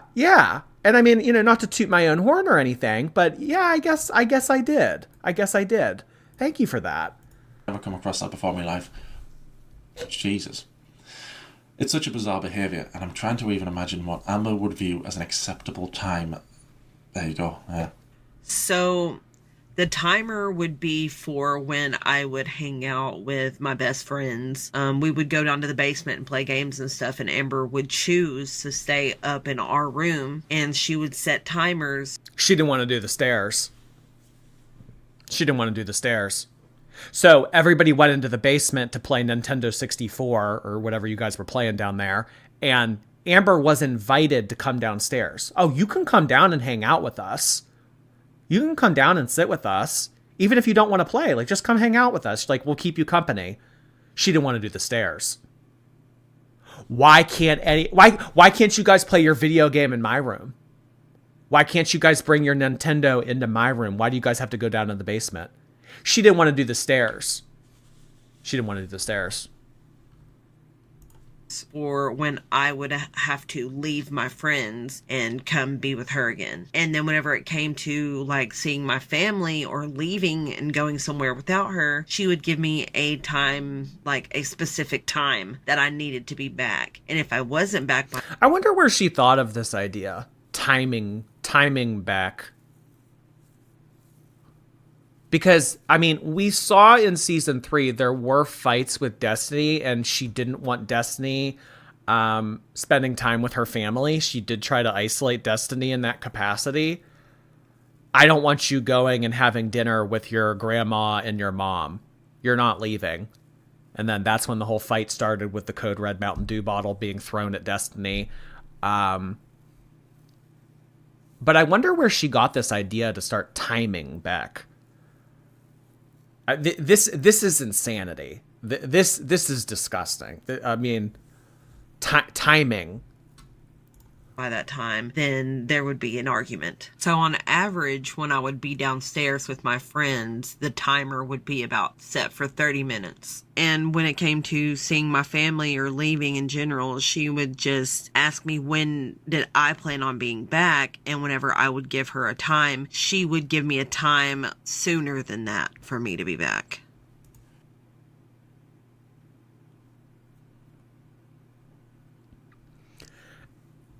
Hey, babe, what time are you going to be back from having dinner with your parents? Well, I'll probably get there around 5. Probably have dinner around 5:30. I don't know. Probably like, I don't know, 6:30 or 7 I should be back. You'll be back at 6:15. Oh my God. Amber, where do you get the authority? Where do you get this sense of superiority over someone else's time? Why do you feel the need to have controlled in the way that you controlled? She thought that she'd get away with it too. I know. She thought that the last 5 seconds of her Scooby-Doo episode would never come. We would never pull off the mask. And she would say, you meddling reaction channels. She thought that that would never happen. Well, guess what, Babs? It's happening. I love an empath, eh? Did Beck ever feel uncomfortable when Amber would openly flirt with Destiny? It was just to a point where I would just agree with Amber when she would say, no, everybody's just seeing things. I don't flirt with Destiny. I love Dana. I can't wait till they get married, that sort of thing. No, I mean, I'd also detached myself at some point as well. Oh, she loved Destiny. In my opinion, she cared about Destiny in ways that she didn't care about any other former cast member. Oh, she very much so wanted. And then when she realized that it wasn't going to work out between her and Destiny, she kind of settled or compromised with this limited point of view that she had with Destiny. Oh, wait, okay. We're not together, but we're still friends. She wanted to make it work. And we know what happened last year. Amberlynn wants to be the other woman. Some people like that. Some people get off on that. Wanting to ruin relationships, wanting to be a homewrecker, wanting to be the one that it like gives them a sense of entitlement or like a sense of superiority. I was able to come in and ruin your relationship. Oh, had she ruined things between Destiny and Dana? Oh my God, that would have made her day. Are you kidding me? She gets off on that. Homewreckers, some people love that. So I didn't really care enough to argue with her about it because she would definitely not like that I would disagree. Yeah, I mean, like, even if Beck put up a fight, even if Beck said, I don't like the way that you're looking at Destiny, I don't like the way that you interact with Destiny, I don't like the way that you guys flirt together at Walmart together. Had Beck said all this, it would have just resulted in a fight, which it's not worth the time or the effort. So Beck was just like, okay, all right, fine. You don't flirt with her. All right, okay, great. It just got to a point where just didn't care. That's how I would view it too. I just don't give a shit. Whatever. Do what you want. Do what you want. And when a person gets to that level, when they get beat down that much and it turns to apathy, that's when it's really a problem. Chazzy Life, thank you for the 5 gifted subs on Twitch. I really appreciate that. Wendy, hey! My boss told me he started Octavia, and I'm triggered. Bringing back some memories, huh? Thank you so much, Wendy. Dana Dane, thank you. Just wanted to say hello. Thank you so much for your membership. Maisha, hello. Brooklyn represent. Welcome, welcome. Nicole, hi. Amber was willing to out Destiny's brother. Please, do you really think that she thought that they weren't on live? Please. I meant that from the other way around. Did Beck know that did Beck know that they were on live stream with Amber when that phone call happened? That's what I said. Not Amberlynn knowing that. What? Sorry, I might not have communicated that the way I should have. Rage Lynn, thank you. So happy that Beck is speaking about their experience. This has to be so powerful. I always felt bad the way Beck was treated by Binge Lynn in public, online, no less. I'm here for justice. Karma has come. Karma has come. The day of reckoning is here. Nancy, thank you. I really appreciate your thoughtfully snarky coverage of this nonsense we all love to gawk at. Hope you have a nice week. Appreciate that you appreciate my commentary. I really appreciate that. Oh my God, appreciate. Thank you so much, Nancy. Ears of Corn, welcome. Agree with the fact that she did show that she still had something for Destiny. Beck, did you ever have a plan to leave Amber before you actually left? What led to making the plan if you did? Well, you did try and break up with her before, didn't you? And she said no, tried to turn it into a jokey thing. Did you have a plan to leave Amber before you actually left? No, I never had a plan to leave. There were many times that I had tried to break up with her, but she would somehow find a way to stop it from happening by like saying that she would fix things and things would get better and we would get better. There was this one time that we had an argument on the way home and we stopped in the driveway and argued for a few hours in the car, and she just would not accept me trying to break up with her and would not let us go back in the house until I agreed to give her another chance to fix things and make things better. You're not allowed out of this car until you agree to not break up with me. You're not allowed to break up with me. Oh, you want independence? Oh, you want your life back? No. No. I've invested so much into this. I'm not letting you go. No. No. You're not allowed. I mean, listen to that. You're not allowed to break up with me. Oh my God. You're not allowed to break up with me. I mean, holding Beck hostage in the driver's seat of the car. You're not allowed to leave me. No, things will get better. No. And then they go back to being their piece of shit self the next day.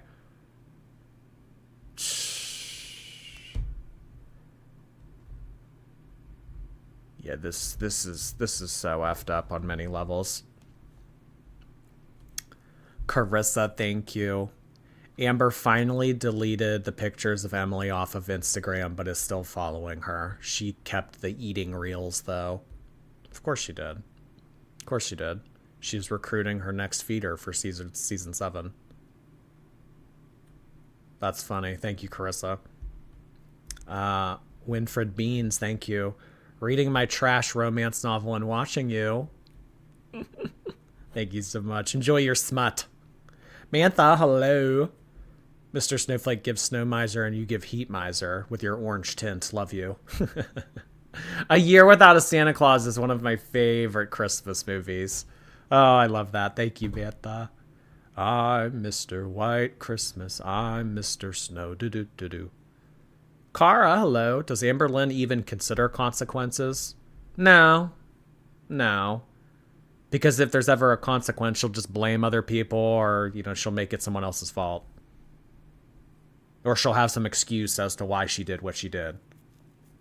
Consequences? What are you talking about? In a now deleted vlog from Eric, I've never seen any of Eric's been deleted, I never caught them before. He was showing a product or something, and in the distance, if you turned up the volume and listened closely, you could hear some banging with someone yelling, "Let me in." We all know it was Amber, so I think my question would be, what happened? I haven't a clue about that one. Heck, I have no idea. I have no idea what this is in reference to. Like, I have no memory of what this could be. But if somebody does have the footage, I would like to see it so I can maybe give my insight on what could be happening. Did Amber really have cancer? I think so. Beck, over to you. But it felt great when she blamed you for the cancer. I bet that was a shock. She did what? I laughed so hard. I mean, when I got blamed for the cancer, I was like, dude, me, Eric, Ricky, my mom, my sisters, every single person in your... Oh my God. Well, Beck didn't take me to the ER quick enough. I wanted to get this addressed. I wanted to get this checked out. But that bitch wouldn't drive me. Oh, God. life, even your own friends told you, hey, you should go to the OBGYN, and she wouldn't. She would not go. So how was that my fault? But yeah, she did have cancer and she had to have surgery for it. Crazy, man. I don't have a question, I just want to tell them how incredibly happy I am for them. I see myself in Beck in so much that it physically pains me to see any of the old videos and the S Amber put them through. To see Beck come out the other side on a better path feels good. I wish nothing but the best for Beck and to get everything they could ever want because they deserve it. Was it the Zachary Michael line of I hope you have the day you deserve? I like that. Thank you so much. It's so raw, you guys. If you have ever been through something like that, I hope that you have come out the other side of it and are in a better place. If you could go back to speak with your 2018-19 self, what would you tell them? If I could go back and talk to my 2018-2019 self, I would say leave immediately, run the other direction. Beck said they wanted to be single for a while after leaving Amber, and they were. What made them realise that they were ready to date again when they met? Well, I mean, honestly, I don't know if Beck is still watching, but honestly, I mean, yeah, you probably do look back on this relationship and tell yourself, I did stay in it too long. But in all honesty, I mean, it could have been longer. So, I mean, I guess like we have Jade to thank for that a little bit. Because, I mean, I don't know, had Jade not been moved in, Amberlynn would have been, more like, oh, yeah, here, let me pay for this. I want you to stay. Even though we're not together. And then, like, I could so see Amberlynn trying to be like, no, we're just roommates. We're not together. We're just roommates. I could see her trying to pull that. I mean, honestly, I feel like Amberlynn could have, had she not had Jade come in for season 5, she would have tried to sink her claws into Beck even more so than had already, happened throughout the entirety of their relationship. Thanks, Jade. I mean, it's like those horror movies where someone gets a curse and the only way to get rid of the curse is by giving it to someone else. That's kind of what happened. I mean, Beck, here, Jade, take this curse. And then, I mean, Jade got rid of it and gave it to the mom. And then the mom gave it to Emily. And then Emily gave it back to the mom. I mean, it's like whoever has this curse, it's like you have to give it to someone else before you can be free of it.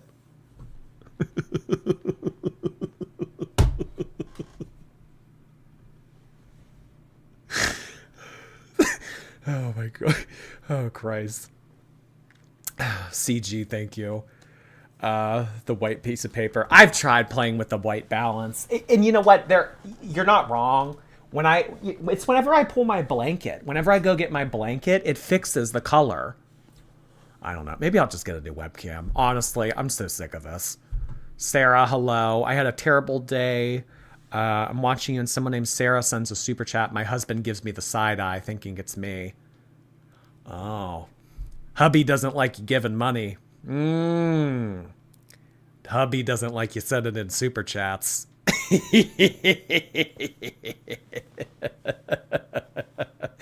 That's funny, Sarah. Well, I really appreciate you supporting the stream. And that's what super chats are, you guys. That's supporting the stream. That's supporting entertainers. That is supporting creative. Really, it's starving artist. You ever heard of starving artist? That's what you're doing. By sending in a super chat, you're helping the arts.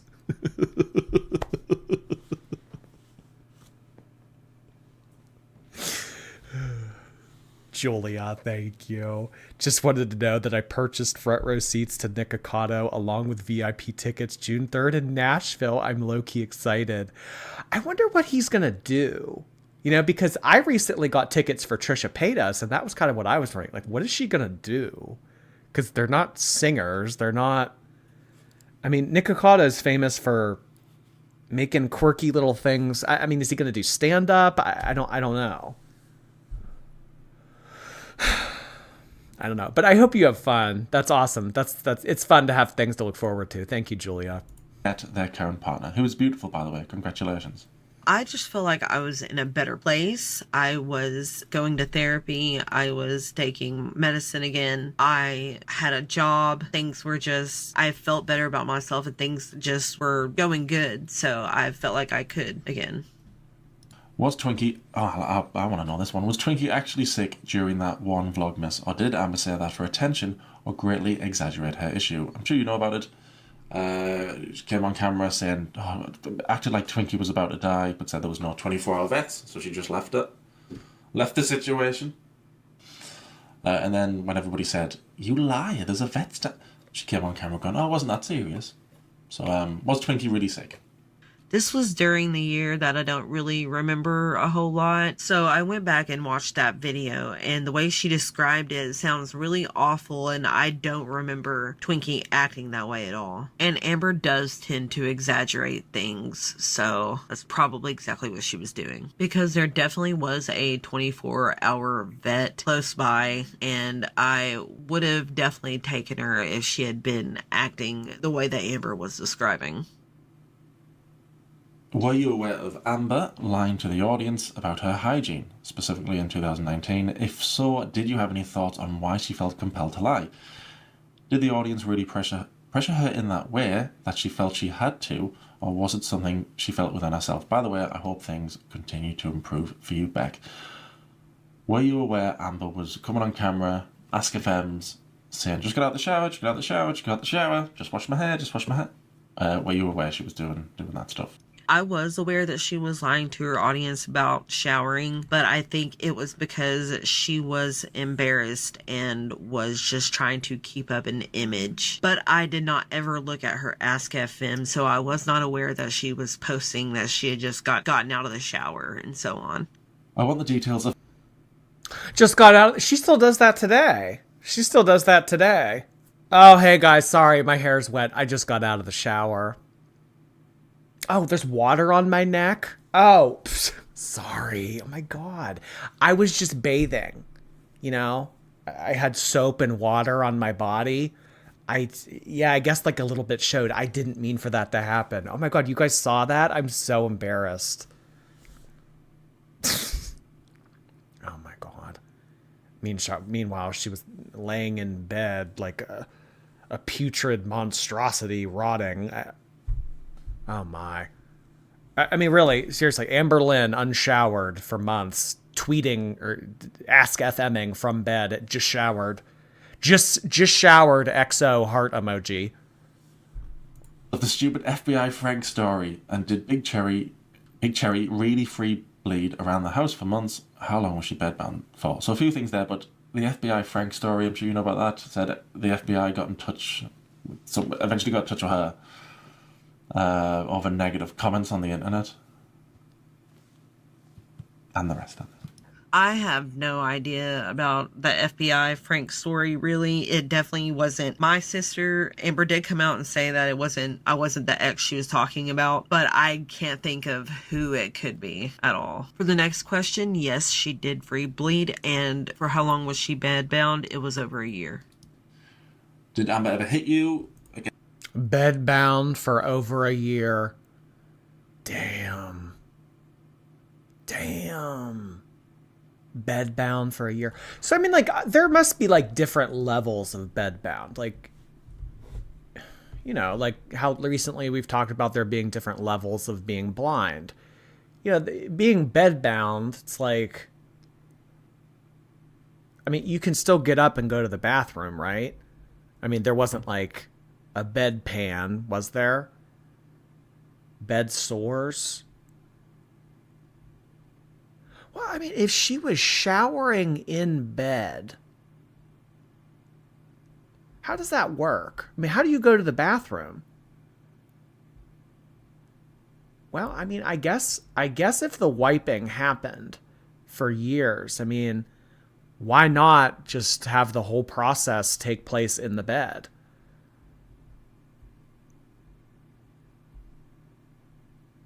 I don't know. I mean, like, couldn't get up at all?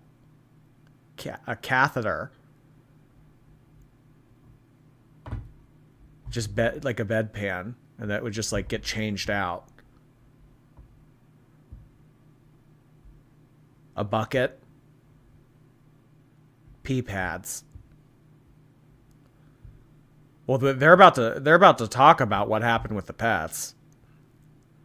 Anon PC, thank you for your Prime subscription. I really appreciate that. Ears of Corn, hello. Watching this over reading the last few chapters of my romantasy book. Fantasy smut. Majority takes priority over my book boyfriend. Thank you so much for that, Ears of Corn. Oh my gosh. Can you fit a bedpan under her? Yeah, I don't know. I'm kind of like oddly interested in the specifics. I don't know. I don't know why. Sheep Queen, thank you. Just wanted to say that you're an amazing distraction. My great pirate niece got diagnosed with bone cancer and it's devastating. Keep being you and giving everyone a good laugh. I am so sorry to hear that, Sheep Queen. Life is shitty. Things end way too soon. Yeah. I am more than happy to come on here and provide a sense of distraction or entertainment to people that are going through otherwise awful things in life. Thank you so much for saying that, Sheep Queen. Thinking of you. I hope you have a good rest of your week. Caitlin, hello. How would you react if you and Amber locked eyes in Walmart? I don't know. I'd probably just give her a smirk. And she'd probably freak out. Yeah, I think you answered that in a Karina. Did she smell bad? I'm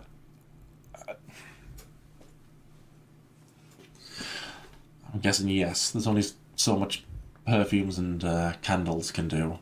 She didn't hit me. I think that if she had had the ability to, she might have, because she would get really angry. Ooh, what has been the biggest resource? If she had the ability to hit me, she may have.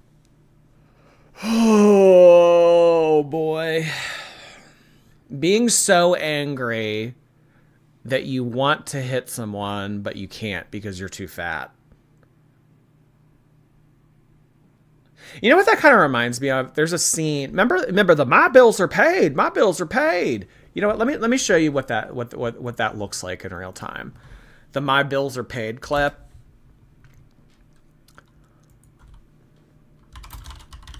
There's this noise that Amy makes. I want to show you guys. My bills are paid.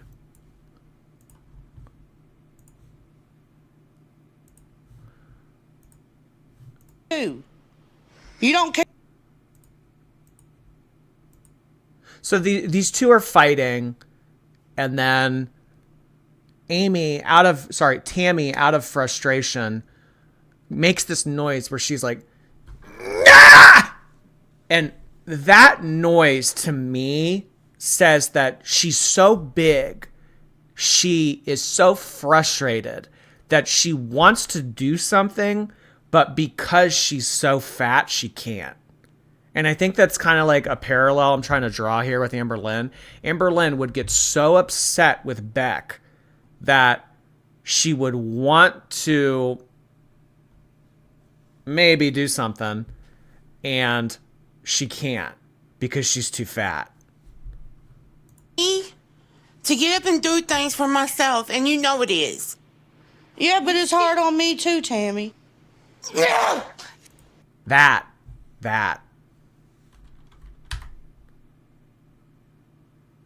Like, I am so frustrated with Amy right now. She is pissing me off so badly. But because I'm 700 pounds, I can't do anything about it. This noise right here. Yeah, but it's hard on me too, Tammy. No! It's kind of like the same thing. It's like, Beck, I hate you so much, you stupid bitch. I think that's kind of like, that's what that reminded me of anyway. inspiration to your recovery from so glad you're doing better. We love you, Beck.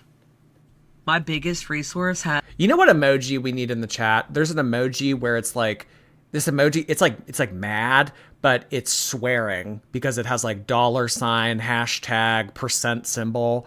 I want to see that in the chat. Let's get that in honor of Tammy. been my family and my friends supporting me. Do you feel like No. In honor of Amberlynn probably wanting to attack Beck but couldn't because she was too fat. Let's get that emoji up in the chat. The one of the emoji where it's like yelling with like the $, and the asterisks and the hashtag. Yeah. In honor of Amber being so fat that she can't attack other people. Source has been my family and my friends supporting me. do you feel like you were walking on eggshells with the big one? Did she physically hurt you during her binges? The big one. Did you feel that you were walking on eggshells with the big one? Where did you get the strength to realize the situation you were in and walk away? Was she really an avid reader? If you're here, did she fudge her weighing numbers? Did you ever want to say to Amber, shut up, for God's sake, shut up? I do the silly reactions to her sometimes, and I try and make them silly, but even I just go, shut up sometimes, because it's ridiculous. There's a few in there. I was walking on eggshells with Amberlynn. She was really easy to upset, and it wasn't physical. It was very verbally attacking. I don't know where I got the strength. I was just so fed up, and I knew it could not go on any longer. Was she an avid reader? She did read, but she definitely bought more books than she ever read. Did she fudge her weigh-in numbers? Yeah, she would sometimes. There were just some days that she didn't feel like weighing herself, so she would just make up a number. She would just make up a number. Oh my God. Well, what did I tell them I was last week? 5:45? All right. Well, I've had 20 catering orders since then. Let's tell him 5:42. Yeah. Yeah, I mean, could you imagine being so lazy that you don't even want to get up to weigh yourself? The big one. Yeah, I can't get over that. Did you ever feel like you were walking on eggshells around the big one? It sounds like an ancient prophecy. I gotta know if them, Eric and Ricky, ever S-talked Amber when she wasn't around. I didn't know anybody who didn't, and I didn't know anybody who she didn't talk about behind their back either. What sort of lengths would she go to keep up her lies? Any noteworthy moments of her trying to keep the mask from slipping? During the live stream era, when you broke up with her, the mask was off, and everybody. I think that's when I stopped showing any stuff. But yeah, you tell that's when that was her real self, and it was awful. Yeah, it's like Girl World's version of Voldemort, the big one who must not be named. So what sort of lengths would she go to keep up her lies? She was always Although, if you broke Amberlynn up into a Horcrux, it'd be like a billion pieces. What was Voldemort, like 8? wearing a mask when she was recording a video, and she would try to make it to where anybody around her when she was filming wouldn't say anything that would make that mask come off. But during her live streams, you actually got to see a little bit more of who she is. I can't remember any specific times, but there were moments where she would be filming and she would nudge me and be like, don't say that. Has Amber really ever attended some form of therapy? She would nudge Beck and say, don't say that.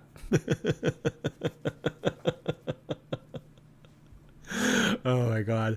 When Chantal first started dating that guy from the Middle East, they were on live stream together, and Chantal, this was like one of the first weeks that she was there. She was telling somebody in her chat to like kiss her fat ass or something like that. And he didn't like that she said that, and he like kicked her. And you can see it on camera. And do you know if she had been diagnosed with borderline personality disorder while you were together? I've got a screenshot somewhere I showed it the other night where she's got posts saying, I was diagnosed. I've never been diagnosed. It's in my family, so I've probably got it. I've been diagnosed. No, I haven't.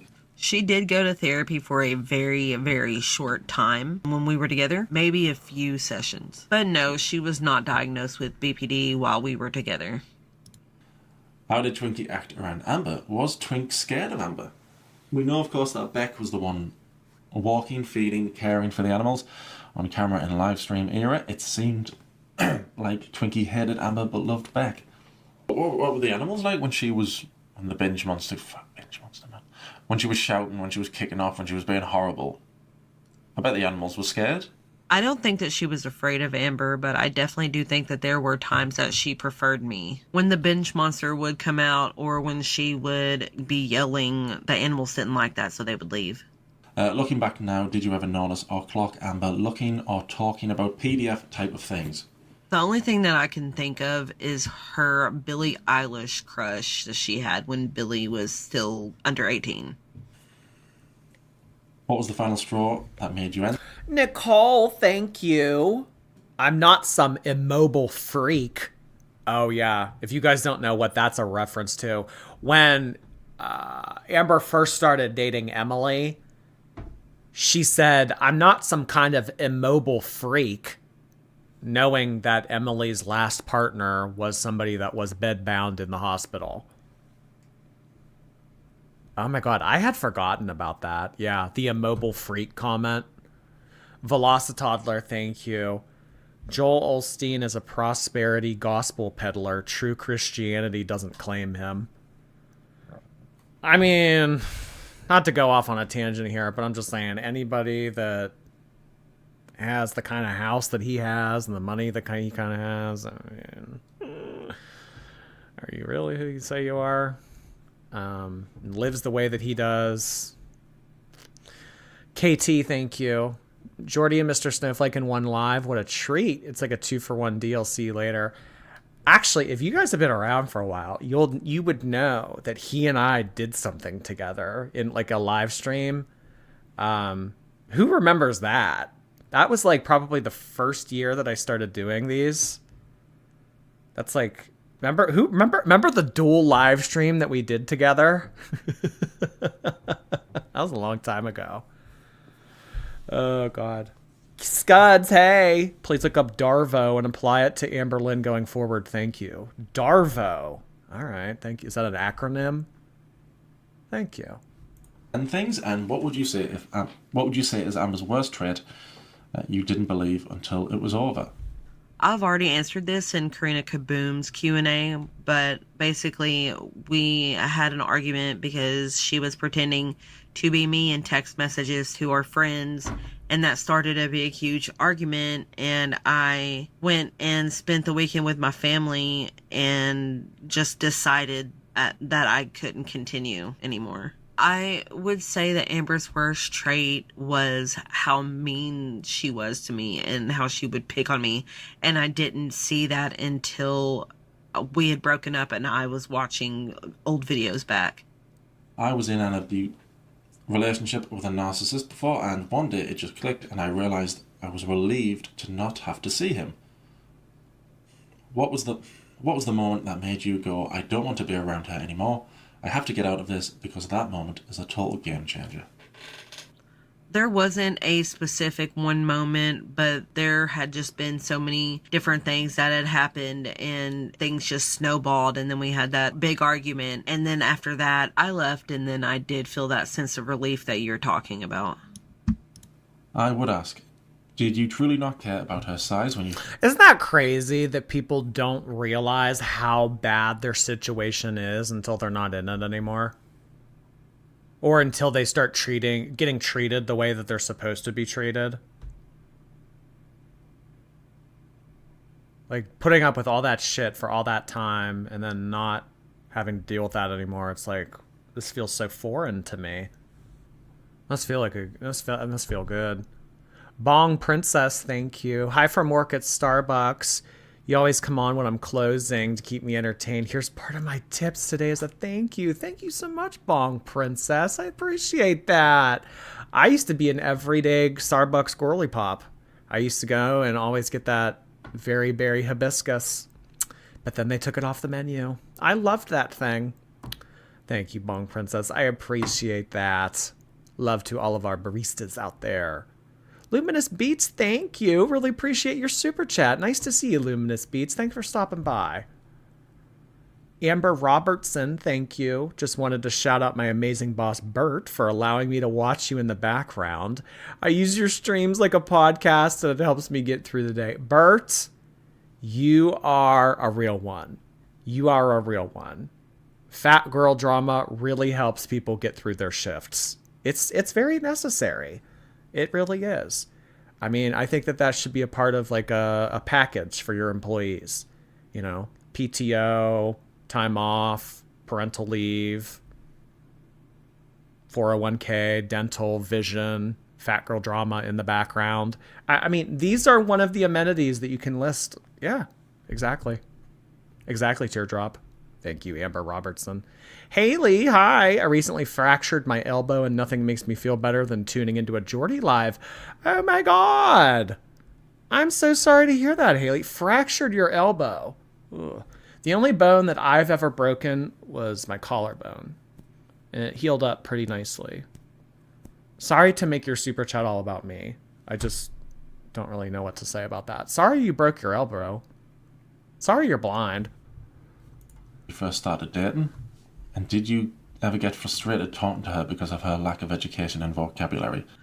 I was shocked and alarmed whenever I first met her and realized her size, but I wasn't trying to be judgmental about it. It wasn't that I would get frustrated, it was more amusing than anything. And the only thing that was really frustrating would be when she would think that something was right when it obviously wasn't. So either I would have to Google it or she would have to.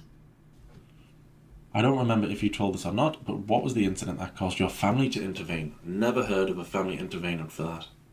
Never come across it. Anyway. It was a lot of different things, but whenever my family started seeing less of me, they were concerned. Were you ever embarrassed walking around while she was on a scooter and asking you to take her pic for a thumbnail? That's in victims. You had to see how big she clearly was and her dumb laugh acting all smug. Yes, I was extremely embarrassed when she would have me take pictures of her on the scooter for thumbnails. The whole hanging out with her. Yeah, I mean, just being seen with Amberlynn in public is kind of drawing attention to yourself to begin with. I mean, let alone having to, do a photo shoot in Walmart. I mean, you see some pretty strange figures in Walmart. I'm not going to lie. There are some pretty crafty creatures that are in Walmart. But, I mean, I think that Amberlynn would surpass all of the peculiarity of Walmart to make people want to stare. So the fact that you're doing a photo shoot in Walmart, I mean, that is just, you might as well walk around and like bang pots and pans together and scream and write on your forehead, "Look at me." I mean, I wouldn't want to go to Walmart with Amber. Emily was even embarrassed and she was a feeder. I know, people who even want that kind of attention were embarrassed. In the scooter walking around Walmart for hours was embarrassing enough. But it wasn't the scooter that was embarrassing because I walked around Walmart with other people who were riding scooters. And what was embarrassing about it was that the cart would be full of stuff, but then she would have me go get a new scooter when the scooter she was on would die. But I would have to ride it back to her and then switch all of her items over from the dead cart to the one that worked. And she would just ride off and keep shopping and leave the dead scooter where it was sitting.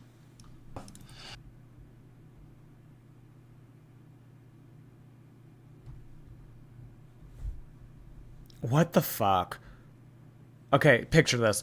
You're 500 pounds shopping on a motorized scooter in Walmart. You have all of your groceries in the little built-in cart. It dies because you wear the battery down so much, having to be tugged around by that thing.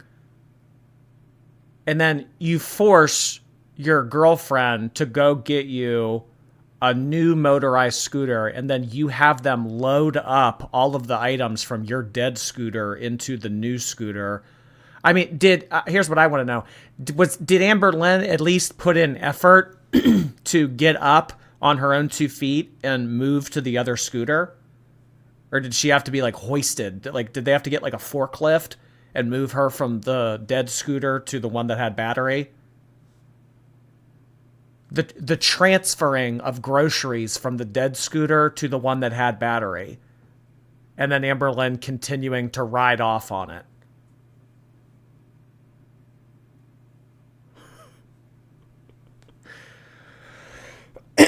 I would die of embarrassment. Oh my God. I mean, I would love to know. I would love to know if it was just one scooter that had to be replaced, because I mean, you know, obviously those scooters, they probably wear out on the battery a lot quicker with someone like Amberlynn than someone that's height weight proportional. Oh my God. The scooter couldn't keep up with her, so they needed to use multiple scooters. Wow. Fattest Hall of Fame. That's that. Like I said, Fat Hall of Fame at least has to be somewhat relatable. That's not relatable. Having your girlfriend go get you a new scooter because you're so fucking fat that the scooter lost all of its battery, and then making them transfer the groceries over to a new one so that you can wear the battery down on the new one. I mean, quite literally, a parasite in any way, shape, or form, that a parasite is a parasite. I mean, if it's not like leeching off of people's emotions or well-being, it's leeching off of Walmart's electricity. Free bleeding on the scooter. Stop it. This is a lot. This is a lot, you guys. A bag of wisdom teeth, thank you. A new place by my work called Dainty Donuts. You're kidding. Oh my God, that's so funny. Dainty Donuts. Oh, I love it. Winfred Beans, thank you again. I'm 21 and can't relate to 18-year-olds. 25 and 15. Halloweeny, thank you. Amberlynn grooming everything but herself. That's a good one. That's a good one. Grooming everything but herself. Hashtag madded. Jordy Fan, thank you. At 31, hearing that someone older than me is... Oh, boy. Thank you so much. Slime Privilege, thank you. I grew up in PA near Bam Margera and his crew at the height of popularity. Girls in my high school would always brag about partying at Castle Barn on the weekends. It's creepy looking back on it. Yeah, there's a lot of things that you look back on during adolescence that you think about later in life, and it's like, why was that a thing? Why was that ever okay? Did adults know about that, or was that just us? Yeah.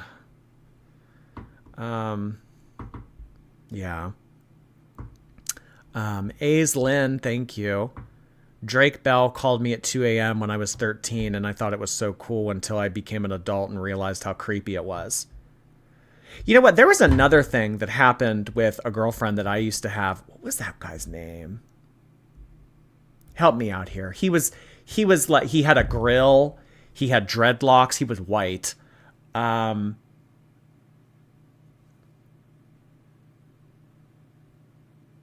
What was that guy's name? You know what? I'm going to text Marley. Marley will know. What was that guy's name? But anyway, when this girl was like 15 or 16, she went and like visited him. I don't think that they fucked or anything, but I think that they were in like a hotel room or something. What was that guy's name? Riff Raff. Yes. Jaden Flash. Yes. That's who it was. Oh my God. Riff Raff. I remember when we were in high school, this girl that I knew, she was like 16, 17. Like, she met up with him. And like at the time we thought like, that's so cool. Oh my God. I can't believe. Looking back on that now, scary. Luara, thank you. Hello, oh Lorden, it's Jordan. but especially hello, Mr. Snowflake. Hey, listen, if you want to send in $10 to say hi to him, you're more than welcome. Thank you, Luara. Oh my gosh. Not riffraff. I mean, just look at him. Just look at him, for Christ's sake. I mean, you know. You ever seen that guy? Goddamn. Kara, thank you. Comparing what two consenting adults doing to SA is disgusting. If anyone is sick, it's Amberlynn. First Tyga, now this. I also remember that same girl that I knew that slept with Tyga. She was at a salon in LA. And do you guys remember that friend? I mean, you may have no idea what I'm talking about. But Kylie used to have this friend. Maybe they're still friends. Kylie used to have this friend named Stassi Baby. That was her Instagram name. Stassi. I don't know. She was this real pretty blonde girl. And that girl left her sunglasses at a salon. And the girl that slept with Tyga, she found Stassi Baby's sunglasses at this salon in LA. And I remember her like showing the sunglasses. And like we thought that was so cool. Like, oh my God, she has Stassi Baby's sunglasses. So fucking stupid. Like just the dumbest shit.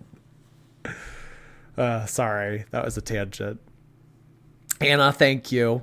Amber was probably one of the people who supported MAPS, if y'all remember that. Oh yeah, back when they were trying to like come out as like a group that deserved support, minor attracted person, MAPS. Oh yeah, get the fuck out of here.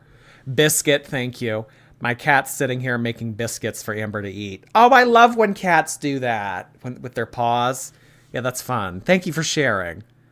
Tal B, hello. Diddy Lynn is the story. Nothing else matters. Jordy, you're so well connected. Well, what can I say? What can I say? I knew someone 8 years ago that found Stassi Baby sunglasses in a salon in LA. I have it going on, y'all. I'm very connected. Y'all want a friend in a higher place? That's me. Nicole, hey, copious amounts of food. That was a funny way of saying that. Oh, God. Deanne, hey. Can you say hi to my husband, Vincent? Hoping to convert him soon. I'm not just saying this because I'm just like, you know, because you gave me money, but I actually really like the name Vincent. I like Vincent. That's like one of my favorite names. Thank you so much for that, Deanne. Really appreciate that. Vincent, I hope you find this entertaining. We would love to have you. My husband, hello. How you doing, Jord? Replay gang for me today. Hi, shorties. I'm doing great. Thank you for asking. See you on the replay. Bo Bay. Hey, Bo Bay. And I'm one of them. Take my money. Thank you so much, Bo Bay. Bo Bay owns all of the stickers in the shop. The Jordy shop that has those stickers, Bo Bay has them all. Gotta catch them all. Sunfire, hey. Just got out of class. I'm ready for the tea. Oh. Well, enjoy, Sunfire. Thank you. Fiend Speaks, hey, a 700-pound cow is worth $1,000, so here's 1% of what Amber's worth. Oh, my God.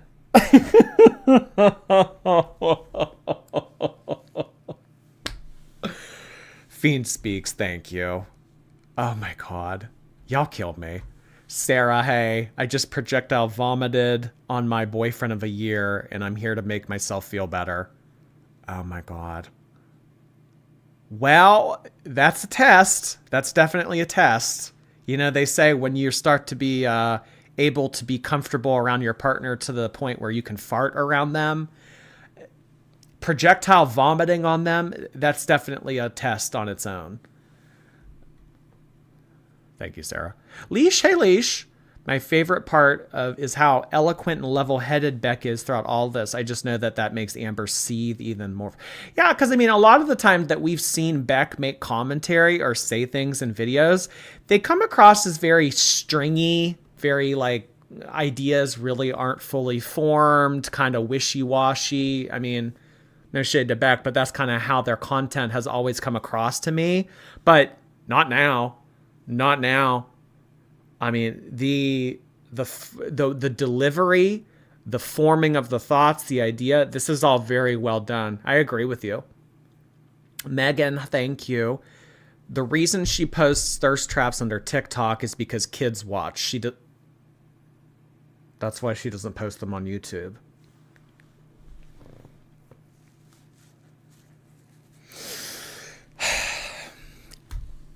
That's definitely been a conversation. I will say that's definitely a conversation that I've had in my commentary about Eugenia, because a lot of Eugenia's fans are younger women, not even women, girls.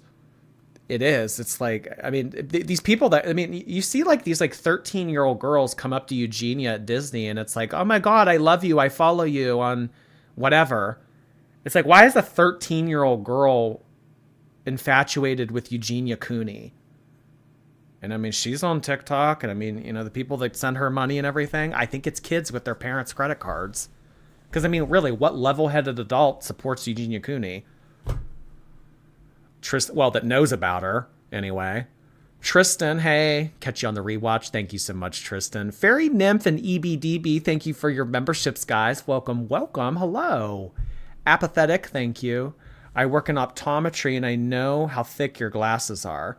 Yeah, because like it like zooms in like that. Yeah. Well, I'm -7 and -6. Yeah, it's not fun. Ugh. Allie, hey. My husband got a reverse root canal. Can you say hi to Tanner? Can you also say hi to Marley and Leslie? A reverse root canal. That doesn't sound like fun. I'm sorry, Tanner. Marley and Leslie, hey! Is Marley your dog? That's funny. I have one of my good friends in real life is Marley.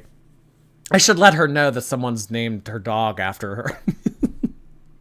Symmetry, hey! John D. Jordy and the Curse of the Manipulin. Manipulin. That's a good one. Thank you, Symmetry. Velocitoddler, hey. My actual toddler is less entitled. Oh my God, that's funny. Yeah. Try telling a toddler no. It doesn't go over well. Jordy's tub of Vaseline, thank you. Beck has such angel vibes. Amber, you will pay. I don't know if Amber will address it. I don't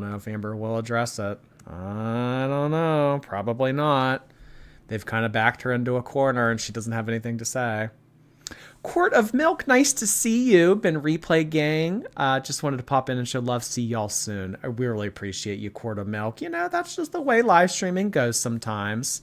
If you, have things going up in your real life and you need to watch the rerun, and I understand, it's kind of like a soap opera here. You can pick me up and put me down as you please, catch up, etc. Thank you, Quart of Milk. Alyssa, hey! Amber, sorry to bother you, but while you're posting on TikTok to minors, if R. Kelly and P. Diddy are your heroes and way of life, just say that. Wait. Oh my God. You know what? Speaking about redacted songs and Tyga, you know that they got rid of that R. Kelly song that Lady Gaga did with him. It's like, do what you want. Do what you want. Do what you want with my body. Do what you want. Don't stop. Let's party. They like took that off everywhere, and she like re-recorded that with Christina Aguilera. Which, if you want some tea on Christina Aguilera, I'm your guy.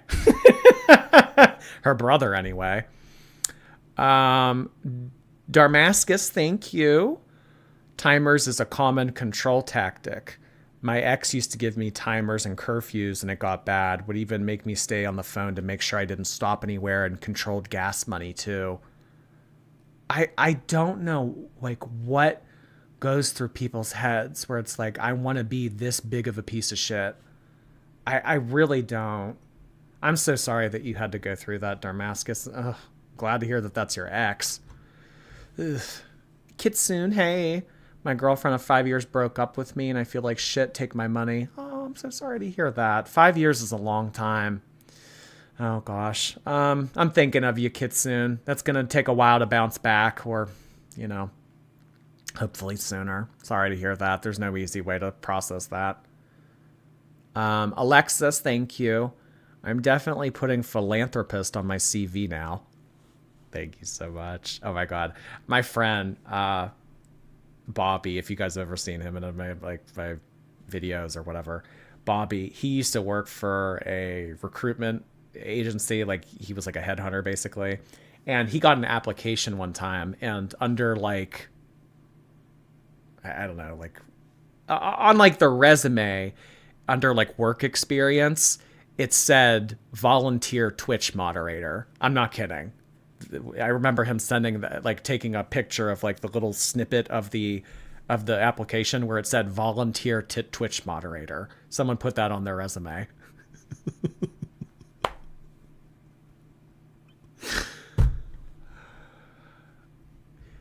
Issa 224, thank you.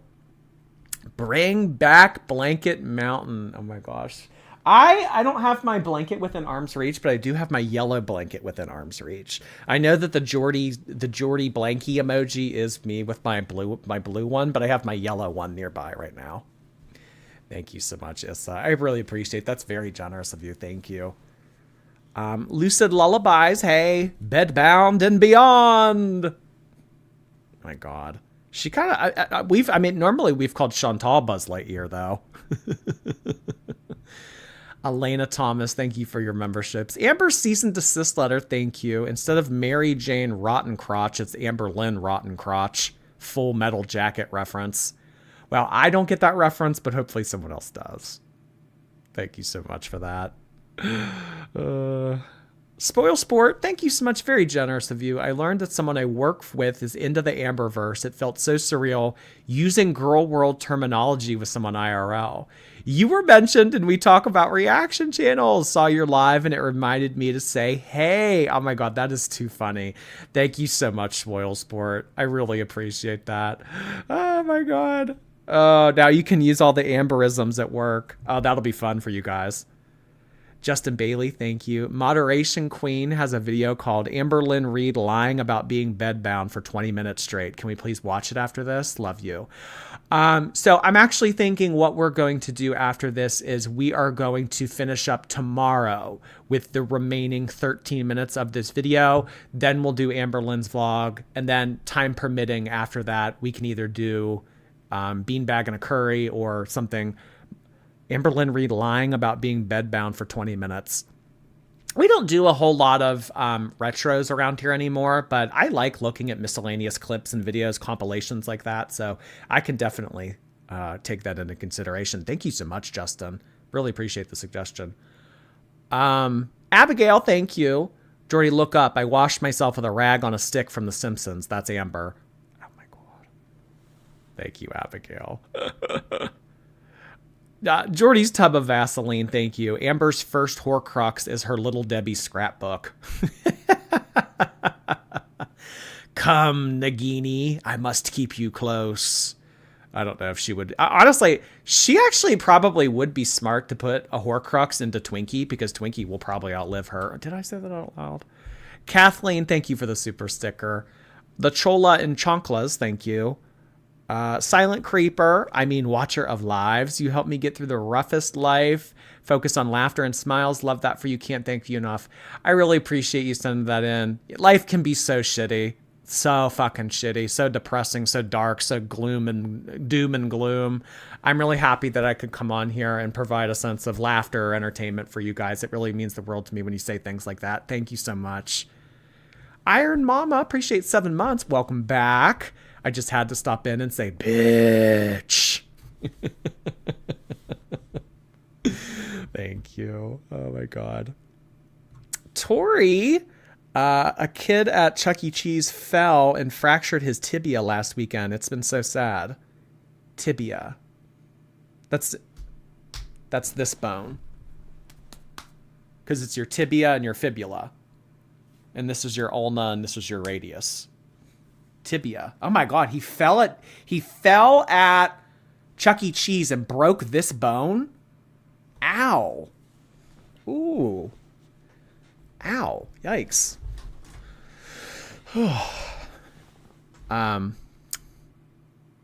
Sorry to hear that, Tori. Bells, hi.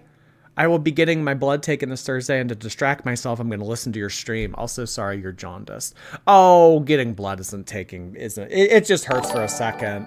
It just hurts for a second. You know, just them finding the vein. The worst is, oh my God, me making you more nervous than you already are. The worst is when they miss the vein and they have to try again, and you have to get poked twice. Gosh, I always just hope that they're able to get it the first time. Ugh, sorry, that probably didn't make things better.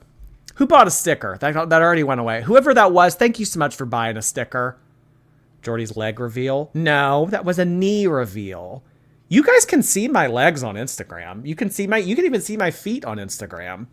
I don't hide that under wraps. I'm very forthcoming with my legs. Let's see your ankles.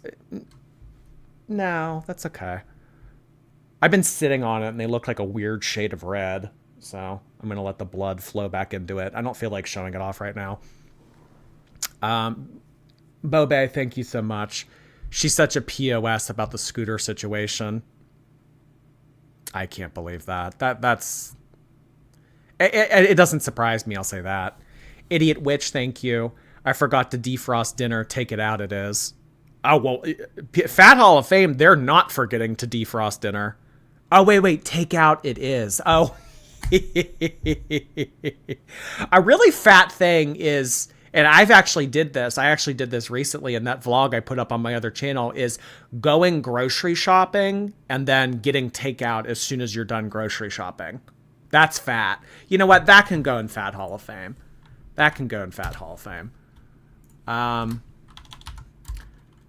Getting takeout after grocery shopping. Yeah. That's really fat. That's fat. Kara, thank you. I had to use a scooter when I had a knee replacement. I can't imagine leaving one in the aisle with a dead battery. Yeah, because, I mean, really, what would you have to do? I mean, because an employee then at that point has to, like, drag the dead scooter back to the front where it can be charged. Or they have to bring a charger to the scooter. Either way, it seems like a pain in the ass. Oh, God. OG Mammy, thank you again. Second super chat on first time stepping out of the shower because it kills Amberlynn seeing the success of boy living in his mom's basement on World of Warcraft all day has money. Thank you so much, OG Mammy. Oh, gosh. You forgot Pale. But that's okay. Rose, thank you. Hey, Jaundice Jordy, my twin sister and I are both haters. Please take my first super chat and say hello to Deb. Well, I will say hello to any Deb that isn't Deb Cooney. So thank you so much for that, Rose. I really appreciate that. Glad that you and your twin sister can be here. Some twin haters. Oh my gosh, love it. Aislinn, thank you. Aislinn like AIS Lynn. Jordy, unfortunately, I have to share Lynn with her. Oh, unfortunately, I have to share Lynn with the big one. Aislinn. Oh my gosh. Well, you do it better. You do it better, Aislinn. Okay? Just know. Megan, thank you. Getting burritos from Taco Bell, but then going next door to get onion rings and a shake from another restaurant. That's fat. I don't know if that's Fat Hall of Fame, though. I've done that. Like, if I prefer, let's say, curly fries from Arby's, but I prefer, chicken tenders from another place, I will do 2 stops. That's really fat. I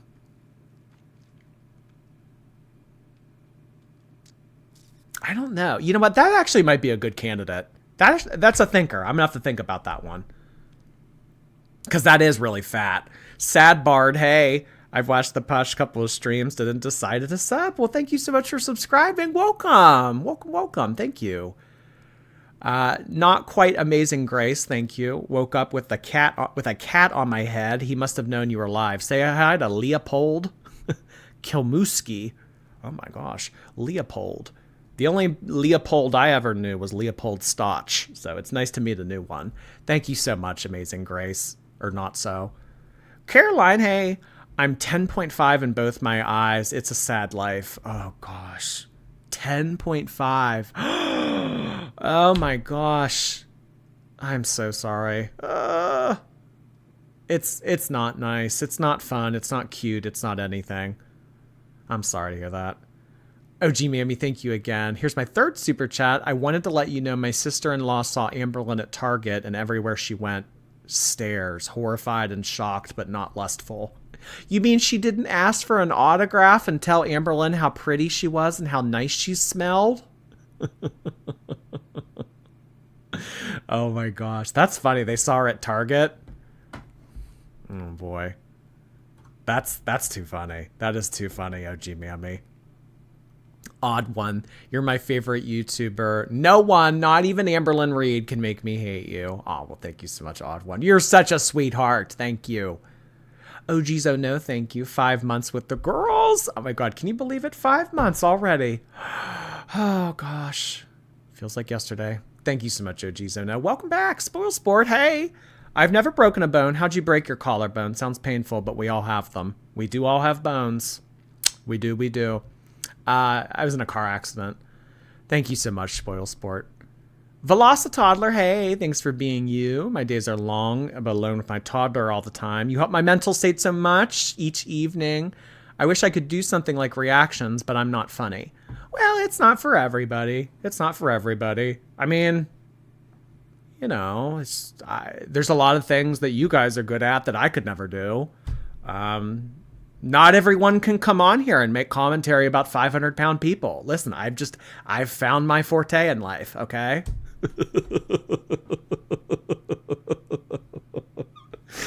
But you are important. You are good. Everyone's good at something. Everyone's good at something. I truly believe that.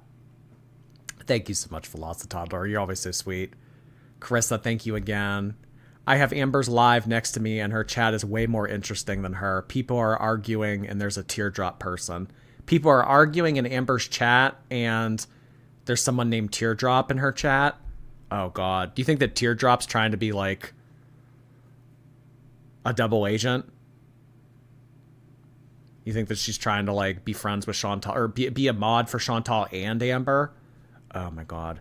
Amber's chat is a whole ass mess.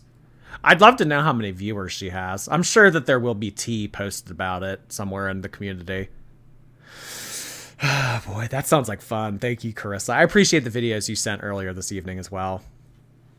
Okay, guys, that is going to be it for this evening. We will be back tomorrow. We have more to talk about tomorrow.